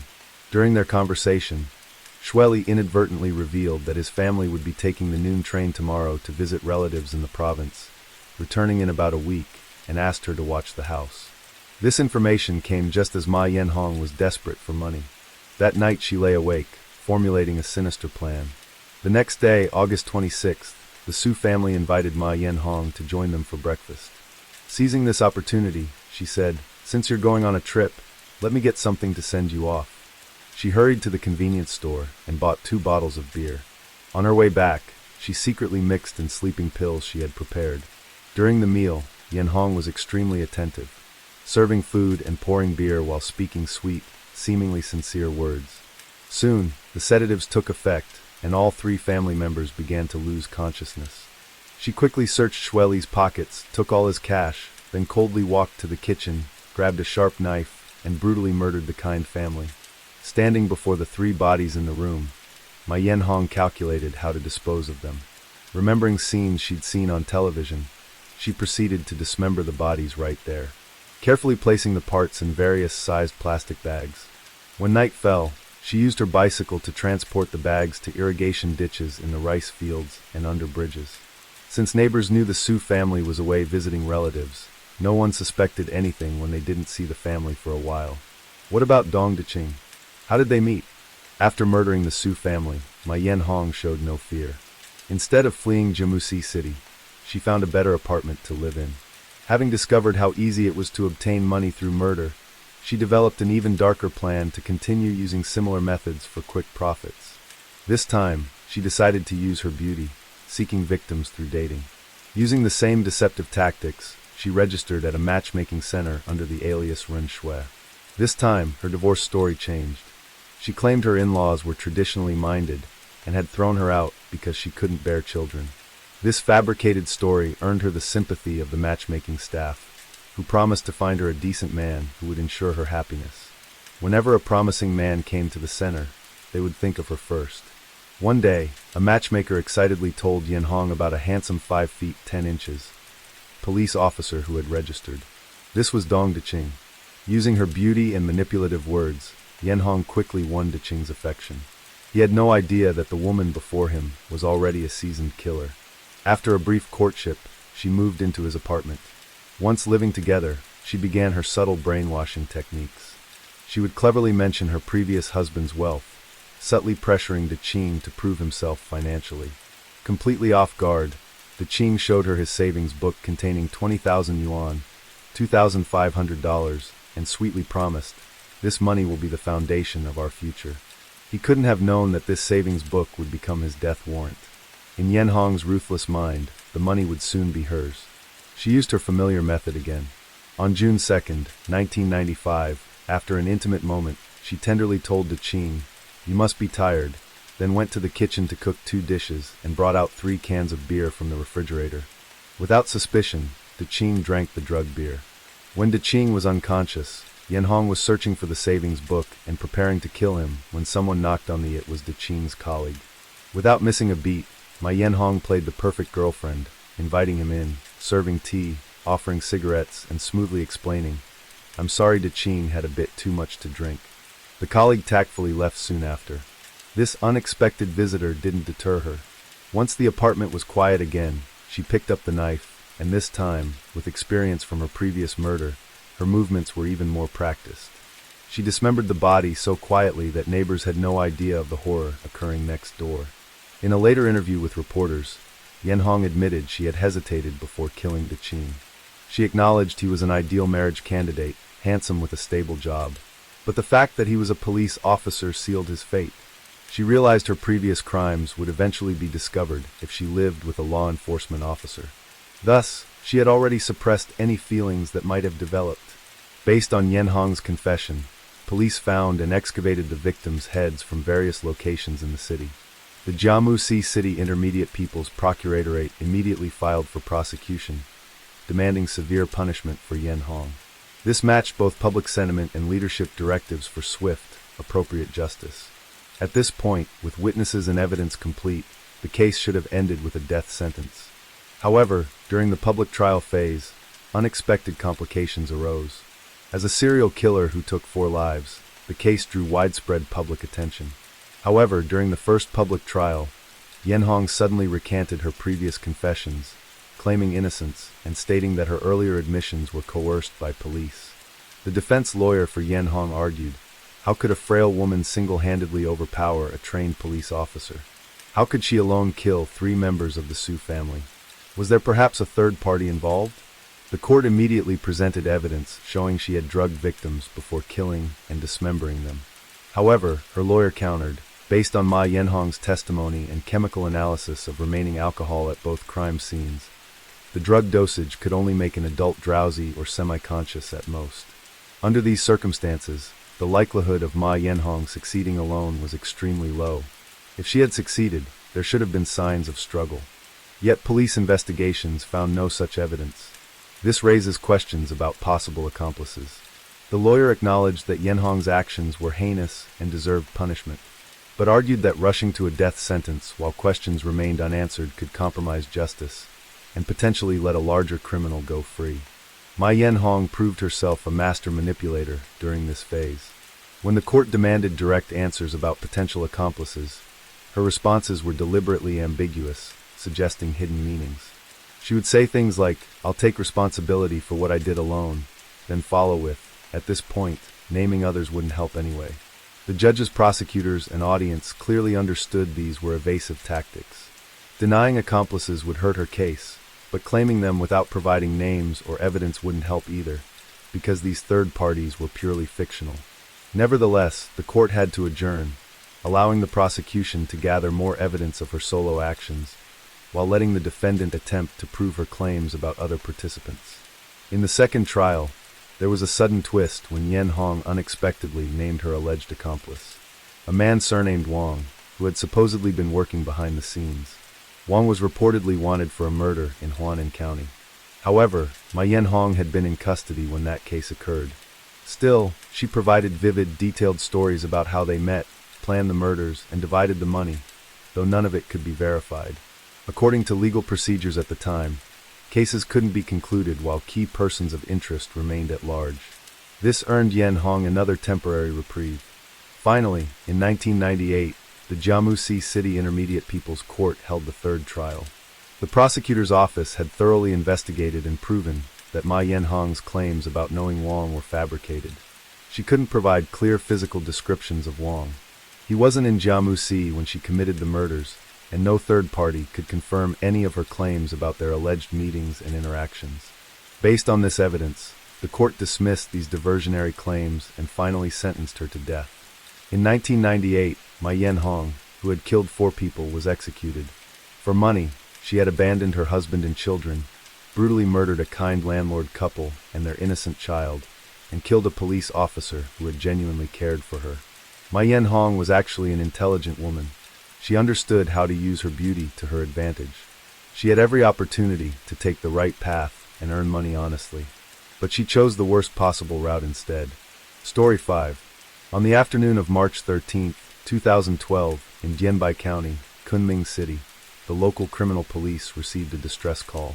According to the report, a body of a woman had been discovered in the villa area near Jinxiu Road, Dianbai County. Approximately 20 minutes later, the criminal police team quickly arrived at the scene. The informant, Hu Jiangyang, stated that the victim was his younger sister, Hu Ying, a 31-year-old native of Xinli Town, Naxi District, Luzhou City, Sichuan Province. Ying's body was found in a ravine southwest of the villa complex. When uncovered, the body was in a completely curled-up position, dressed in pink pajamas but without shoes. Her hands, feet, and neck were bound with duct tape, and her head was wrapped in a black plastic bag. When the plastic bag was cut open, a cotton towel was found covering the victim's face, soaked in blood.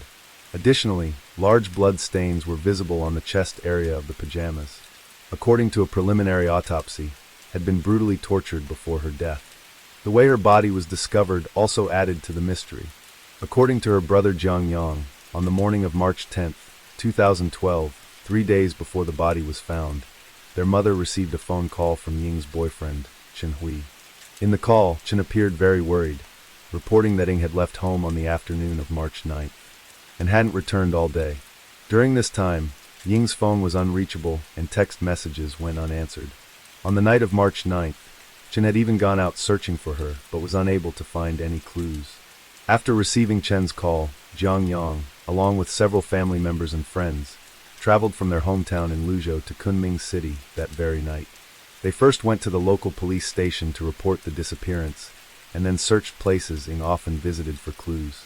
By March 13th, 3 days later, Jiang Yang and 2 friends went to a villa complex on the outskirts of Kunming, known as Red Manor, where Chen had purchased a villa. They wanted to check if anything unusual could be found there. Approximately 328 yards from Chen Hui's villa, in a sparsely vegetated ravine, they noticed freshly dug earth. At this point, 4 days had passed since Hu Ying's disappearance, leading Jiang Yang and his companions to suspect something dire. They decided to use tools to dig up the area to investigate. After barely breaking through the surface, they uncovered a black plastic bag. At this point, Jiang Yang's companions reminded him that digging further might compromise the crime scene. Consequently, Jiang Yang immediately called the police. Later that afternoon, forensic experts completed an autopsy report. Through examination, it was determined that Ying had sustained multiple fractures and hemorrhages to her head and chest, caused by blunt force trauma. Notably, her cheekbones and the left side of her skull were shattered and collapsed inward, causing severe brain damage that led to her death. The forensic team estimated the time of death to be about 5 days before the examination, which matched the time of her disappearance. Based on the partially digested food found in her stomach and small intestine, they concluded that Ying had died approximately 6 hours after her last meal. To quickly identify the perpetrator, the Jianbai County Police focused on investigating Ying's social relationships. The first person they questioned was her live-in boyfriend, Chen. Through investigation, police discovered that Chen, 46 years old, was not an ordinary citizen. He was the deputy director of the Yunnan Bureau of Aviation Administration, the head of the Comprehensive Planning Department, and an expert in water conservancy construction in Yunnan Province. He held the title of a senior-level engineer. Years ago, Chen had divorced his ex-wife, and his only daughter lived with him. In September 2009, through work connections, Chen met at a hotel in Kunming. At the time, Ying was also divorced and living with her 3-year-old son. Despite a 15-year age gap, their similar circumstances helped them quickly develop a romantic relationship, and they eventually moved in together. About 6 months later, Ying quit her job at the hotel due to the demanding nature of the work and low income. She opened a clothing store, but had to close it shortly after due to business failure. Before the incident, was unemployed. According to Chen, his girlfriend had few social connections and rarely went out, as she was busy taking care of her son. However, at around 3 p.m. on March 9, 2012, Chen received a text message from Ying's phone saying that she had reconnected with an old friend and planned to have dinner with them. She asked Chen to pick up her son from school because she would be home late. By 10 p.m., Ying had still not returned home, and her phone was turned off. Chen stated that he spent the entire night searching for her, but found no leads. By the following morning, Chen began to realize that something might have happened to Ying. However, he never imagined that her body would later be found near his villa.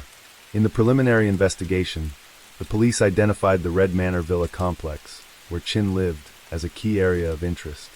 Built in the 1990s, the Red Manor Villa complex had been completed for decades. However, because it was located on the outskirts of Kunming City, it had a low occupancy rate. The area within the complex was overgrown with grass, sparsely inhabited, and had an eerie, desolate atmosphere. Chen's garden-style villa was situated in the northwest corner of Red Manor, a very secluded spot. According to Chun, he and Ing rarely stayed there, only visiting occasionally during holidays for relaxation and leisure. When asked why Ying's body was found near his villa, claimed he had no idea. He speculated that Ing might have brought a friend to the villa, encountered trouble there, and ended up being buried nearby. If this were the case, who was the old friend who Ing mentioned on the day of the incident? Identifying this individual became a focal point of the police investigation. However, Ing did not provide any specific details about this friend to Chun. While Chun Hui was still perplexed on March 20th, 2012, 7 days after the discovery of Ying's body, the Jianbei County Police issued an arrest warrant for Chun and accused him of involvement in the crime. As Ying's live-in boyfriend, Chun was deemed the primary suspect. During interrogation, despite repeated police requests for cooperation and confession, Chun firmly denied killing Ing. On April 26, 2012, Chun was formally arrested and transferred to a detention center in Yunnan province. Over the next 6 months, police interrogated Chun 14 times and documented his statements, but he consistently denied all charges. Nevertheless, his denials did not secure his release. In November 2014, the Kunming Municipal People's Procuratorate officially charged Chun with intentional homicide. Investigators claimed they had gathered substantial evidence linking him to the crime. The first piece of evidence pertained to the timeline of the crime. Forensic examination concluded that Ing died approximately 5 days before the autopsy, placing her time of death between the night of March 8th and the early hours of March 9th. Furthermore, the food remnants in her stomach indicated she died approximately 6 hours after her last meal. According to Chen's testimony, during this time, he and Ing were at their old apartment on Dongpanjiang Road, Kunming. However, the discovery of Ying's body in pink pajamas, attire suggesting she was at home or resting, contradicted this claim. This implied that Chun Hui, who lived with Ing on the night of the incident, had both the time and opportunity to commit the crime. He could have acted while the child was asleep or absent from the scene. Additionally, investigators uncovered suspicious behavior by Chun after the time of the alleged crime. According to a security guard at the residential complex, Chun returned home around noon on March 9th, driving his car and carrying some items from the vehicle into the house. The guard later left his post, so it was unclear whether Chun took anything else out of the house. Police suspected this trip involved transporting Ying's body. Surveillance footage revealed that at 10:22 p.m. on March 9th, Chun drove out of Kunming via the highway. At 11:31 p.m., he was seen exiting at Jinshua Highway, approximately 6 miles from the Red Manor Villa complex. At 2:08 a.m. on March 10th, Chen's car re-entered the highway from the Jinshua entrance. By around 3 a.m., he returned to downtown Kunming. Police speculated that Chen used the late night hours to transport and bury Ying's body. To verify this theory, they conducted a simulation, driving from the highway exit to Chen's villa at Red Manor, digging a burial site, and then returning to the highway. The entire process took 1 hour and 24 minutes, matching the timeline recorded in the surveillance footage. The investigation also raised 2 significant doubts concerning Chen. One involved the message Ing allegedly sent before her disappearance. According to Chen's statement and evidence, he received a text message from Ying's phone at 3:21 p.m. on March 9th. If Ing had indeed sent this message, it would suggest she was still alive at that time. However, this conflicted with the forensic conclusion that Ing died between the of March 8th and the early morning of March 9th. To address this inconsistency, the police extracted the content of the text message and analyzed it word by word. They noticed some unusual phrasing, particularly in the sentence, "Please pick up the child tonight." According to Chen's previous statements, he and Hu Ying were in a live-in relationship similar to marriage. Chen often helped pick up Ying's child, so the overly polite tone in the message seemed out of character for their usual communication style. Additionally, the police discovered that the message was sent through a cell tower in the area of the Maritime Bureau in Panlong District, Kunming. Chen's phone also received the message from the same tower. This indicated that at the time, Both phones were within the coverage range of the same cell tower. Telecommunications data confirmed that this cell tower exclusively served the area around the Maritime Bureau building where Chin worked. By reviewing surveillance footage from the Maritime Bureau building, the police found that Chin Hui arrived at his office at 7:45 a.m. on March 9th. At 12:39 p.m., he left the office for about an hour, returning at 1:27 p.m. At 4:36 p.m., Chin left the building alone. However, during this entire period, there was no evidence that Ying had been at the Maritime Bureau building. This suggested that the text message sent from Ying's phone was likely not sent by her. Based on Chen's behavior at the Bureau, police theorized that he had possession of Ying's phone and sent the message to fabricate evidence suggesting that Ying was alive and out having dinner with friends. This was the first suspicion that Dianbai police clarified, but Chen later made an unexpected rebuttal, which will be discussed in detail later. Moving on to the second suspicion, Chen's motive for the crime. According to Ying's mother, the relationship between Chen and Ying started well, but later became fraught with irreconcilable conflicts. One major issue involved Chen's teenage daughter, who was going through a rebellious phase and often argued with Ying. Ying herself was described as having a volatile temperament, which further fueled their conflicts. Caught between the two, reportedly grew increasingly frustrated and resentful of Ying's behavior.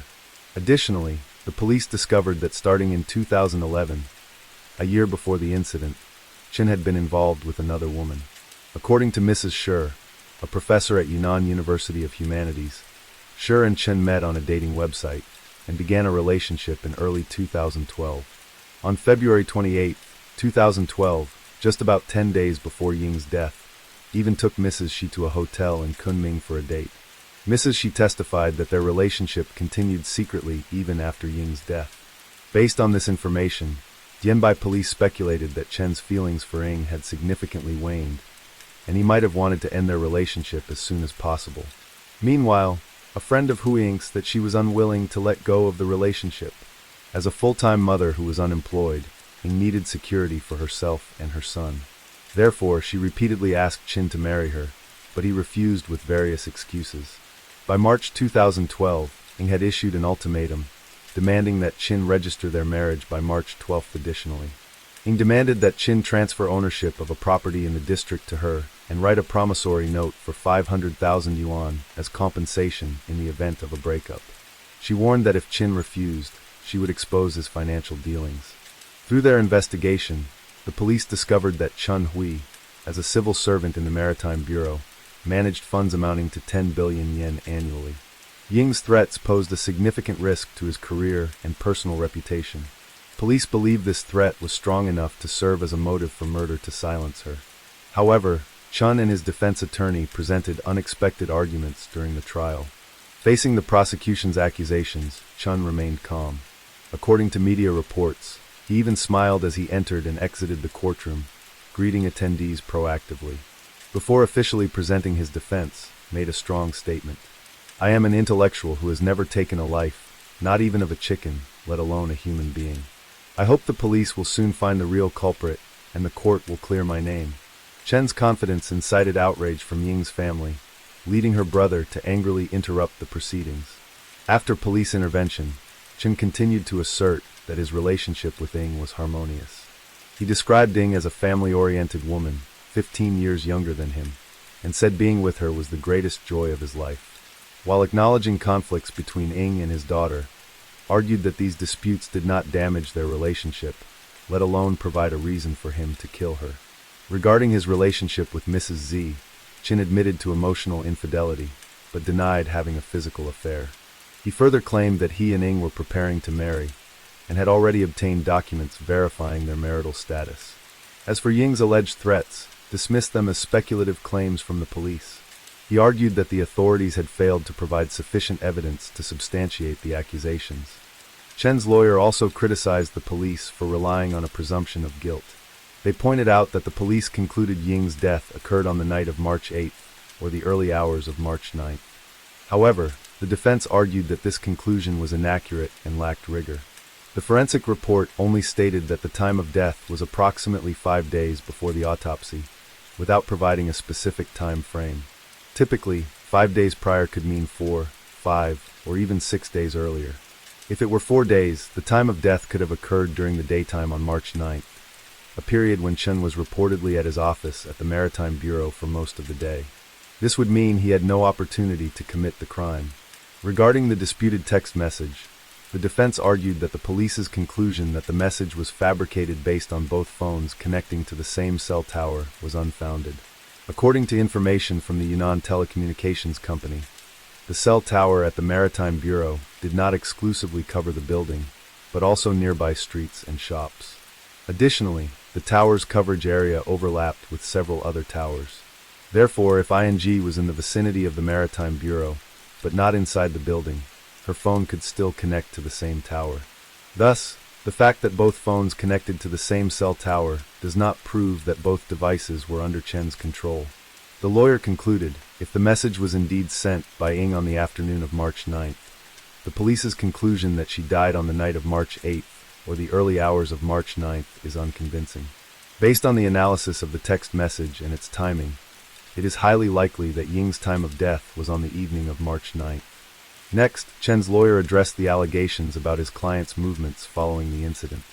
According to testimony from the residential complex's security guard and highway and trance surveillance footage, Yanbai police deemed Chen's actions highly suspicious. However, Chen explained that around noon on March 9th, he did briefly drive home. He stated he only brought a box of tea and a box of liquor, gifts from a friend, into the house. He denied the police's accusation that he transported Ying's body, emphasized that his car was always within me, and that the residential complex was busy at that time, with many people passing through. He argued that transporting a body in such conditions would have been nearly impossible. The defense lawyer added that the police had no eyewitness testimony or surveillance footage to prove Chen transported a body. Therefore, Chen's brief return home on March 9th could not be considered critical evidence. Additionally, Chen admitted that he left Kunming on the night of March 9th, but he denied that it was related to disposing of a body. He claimed his purpose for leaving the city was to search for ING. Chen stated that he brought a flashlight with him and went to the Red Manor area to check the villa and its surroundings. During his search, he walked a long distance and rested in the villa for about 15 minutes, resulting in a total trip time of approximately 1.5 hours. At this point, the lawyer highlighted two major flaws in the police's allegations. Logical flaw. The time Chen was away, about 1.5 hours, was insufficient to carefully bury a body. Evidence. Flaw. Police searched Chen's car in the Red Manor villa, but found no traces connected to transporting or burying a body, such as blood, movement marks, or digging tools. The lawyer also questioned why the police focused solely on Chen and did not expand their investigation. At this point, 3 additional questions were raised. Crime scene. According to the forensic report, Ying's body had multiple injuries, indicating she resisted before her death. However, on the night of March 8th, Chen's daughter was in the adjacent room, and neighbors reported hearing no unusual noises. Police also found no evidence of a crime at Chen's home. Murder weapon. Forensics determined that Ying was killed by a blunt object, but police neither found the weapon nor identified its type or origin. Investigation scope. The lawyer questioned whether the investigation had overlooked other potential suspects or evidence in the case. The text message about the old friend mentioned that she was going to meet an old friend for dinner. However, the police neglected the possibility of investigating this friend and instead focused solely on the assumption that Chen was the perpetrator. Despite strong counterarguments, Daying Bay police remained convinced that Chen was the prime suspect. They presented another critical piece of evidence. On the duct tape used to bind Ying's body, forensic technicians found 6 fingerprints and 3 palm prints. Upon analysis, all the prints matched Chen, including 2 that had traces of blood. This evidence contradicted Chen's statements and made it difficult for him to completely deny the accusations brought by the prosecution.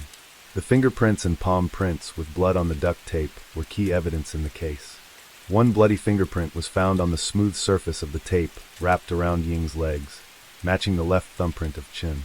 The bloody palm print was also identified as belonging to Chen's left hand and was located on the adhesive side of the tape wrapped around Ying's legs. Through meticulous analysis, police determined that the fingerprints and palm prints were found on multiple layers of the tape, indicating Chen's hands had repeatedly handled the roll during the wrapping process. This strongly suggested that Chen was involved in binding the body. Notably, the presence of blood on the fingerprints indicated that the blood had already been on Chen's hands when the prints were made on the tape. In other words, Chen's hands were bloody while wrapping the tape, implying he was directly involved in either injuring Ying or handling her body. This was highly compelling evidence. At this point, it seemed the case had been definitively solved. However, Chen countered by arguing that the fingerprints on the tape did not directly prove he was the perpetrator. He claimed that the fingerprints could have been left during prior use of the tape at the villa. According to Chen, a few days before the incident, he and Ying had visited the villa. At that time, he planned to take a blanket from the bedroom back home for washing. However, after Ying suggested washing it at the villa instead, he stopped and rewound the tape as it had been. He speculated that the perpetrator might have used the same roll of tape to bind the body, leading to his fingerprints being found on it. The lawyer representing Ying's family dismissed Chen's argument as implausible and unreliable. They pointed out that the likelihood of the perpetrator coincidentally using a roll of tape previously handled by Chen was extremely low. The police also retrieved a roll of duct tape from Chen's villa, but this tape measured 1.73 inches in width, whereas the tape used to bind Ying's body was 2.05 inches wide. This disproved the theory that the tape used in the crime came from Chen's villa. Chen's defense lawyer raised another question. If Chen had indeed handled the body without gloves, why were his fingerprints only found on the tape and not elsewhere on the body? The lawyer suggested this could indicate that someone had deliberately planted Chen's fingerprints on the tape to frame him.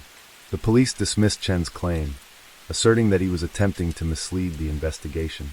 Ying's family also insisted that she had no conflicts with anyone else, and that no other suspects had been identified.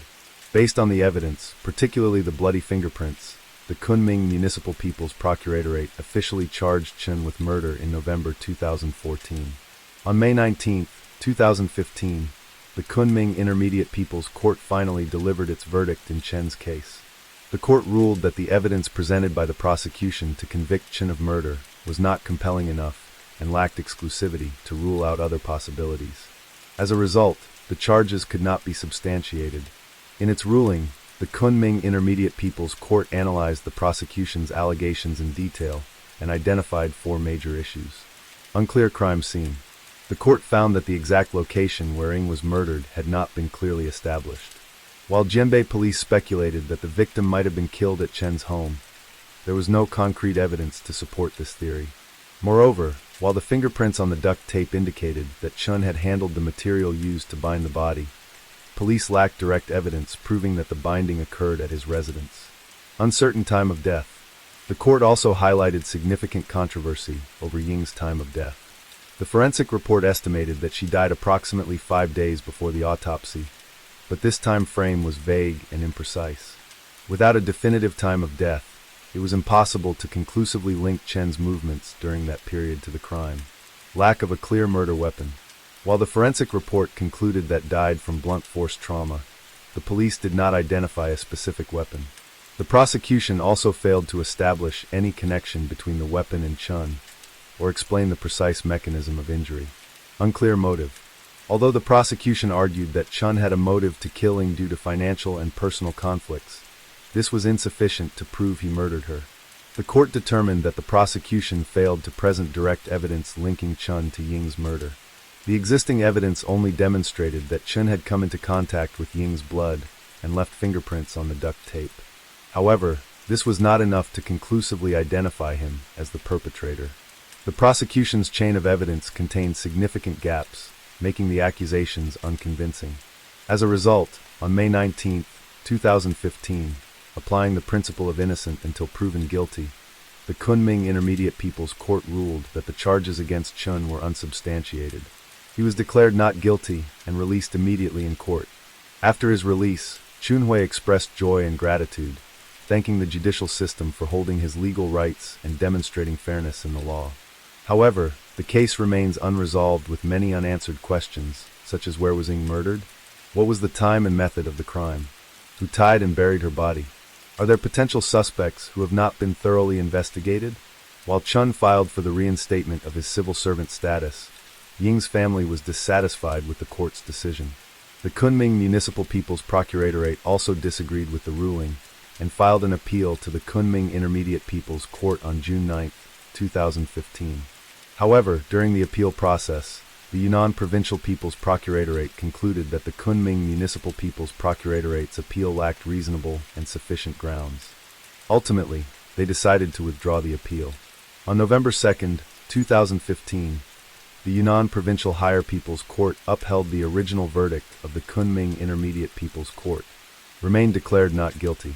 Dear viewers, when the final verdicts are issued, the truth still remains shrouded in a thick veil of mystery. Huiying's case has left a lasting scar on the minds of her grieving family and society. Although the legal conclusion declared Chun Hui innocent, doubt and sorrow linger on. This case did not end with a verdict. Instead, it opened countless questions about the nature of truth and the responsibility to seek justice. Perhaps the answers to these mysteries will remain forever hidden, along with the memories of a life lost. Yet, the perpetrator of this crime will undoubtedly bear the weight of their conscience.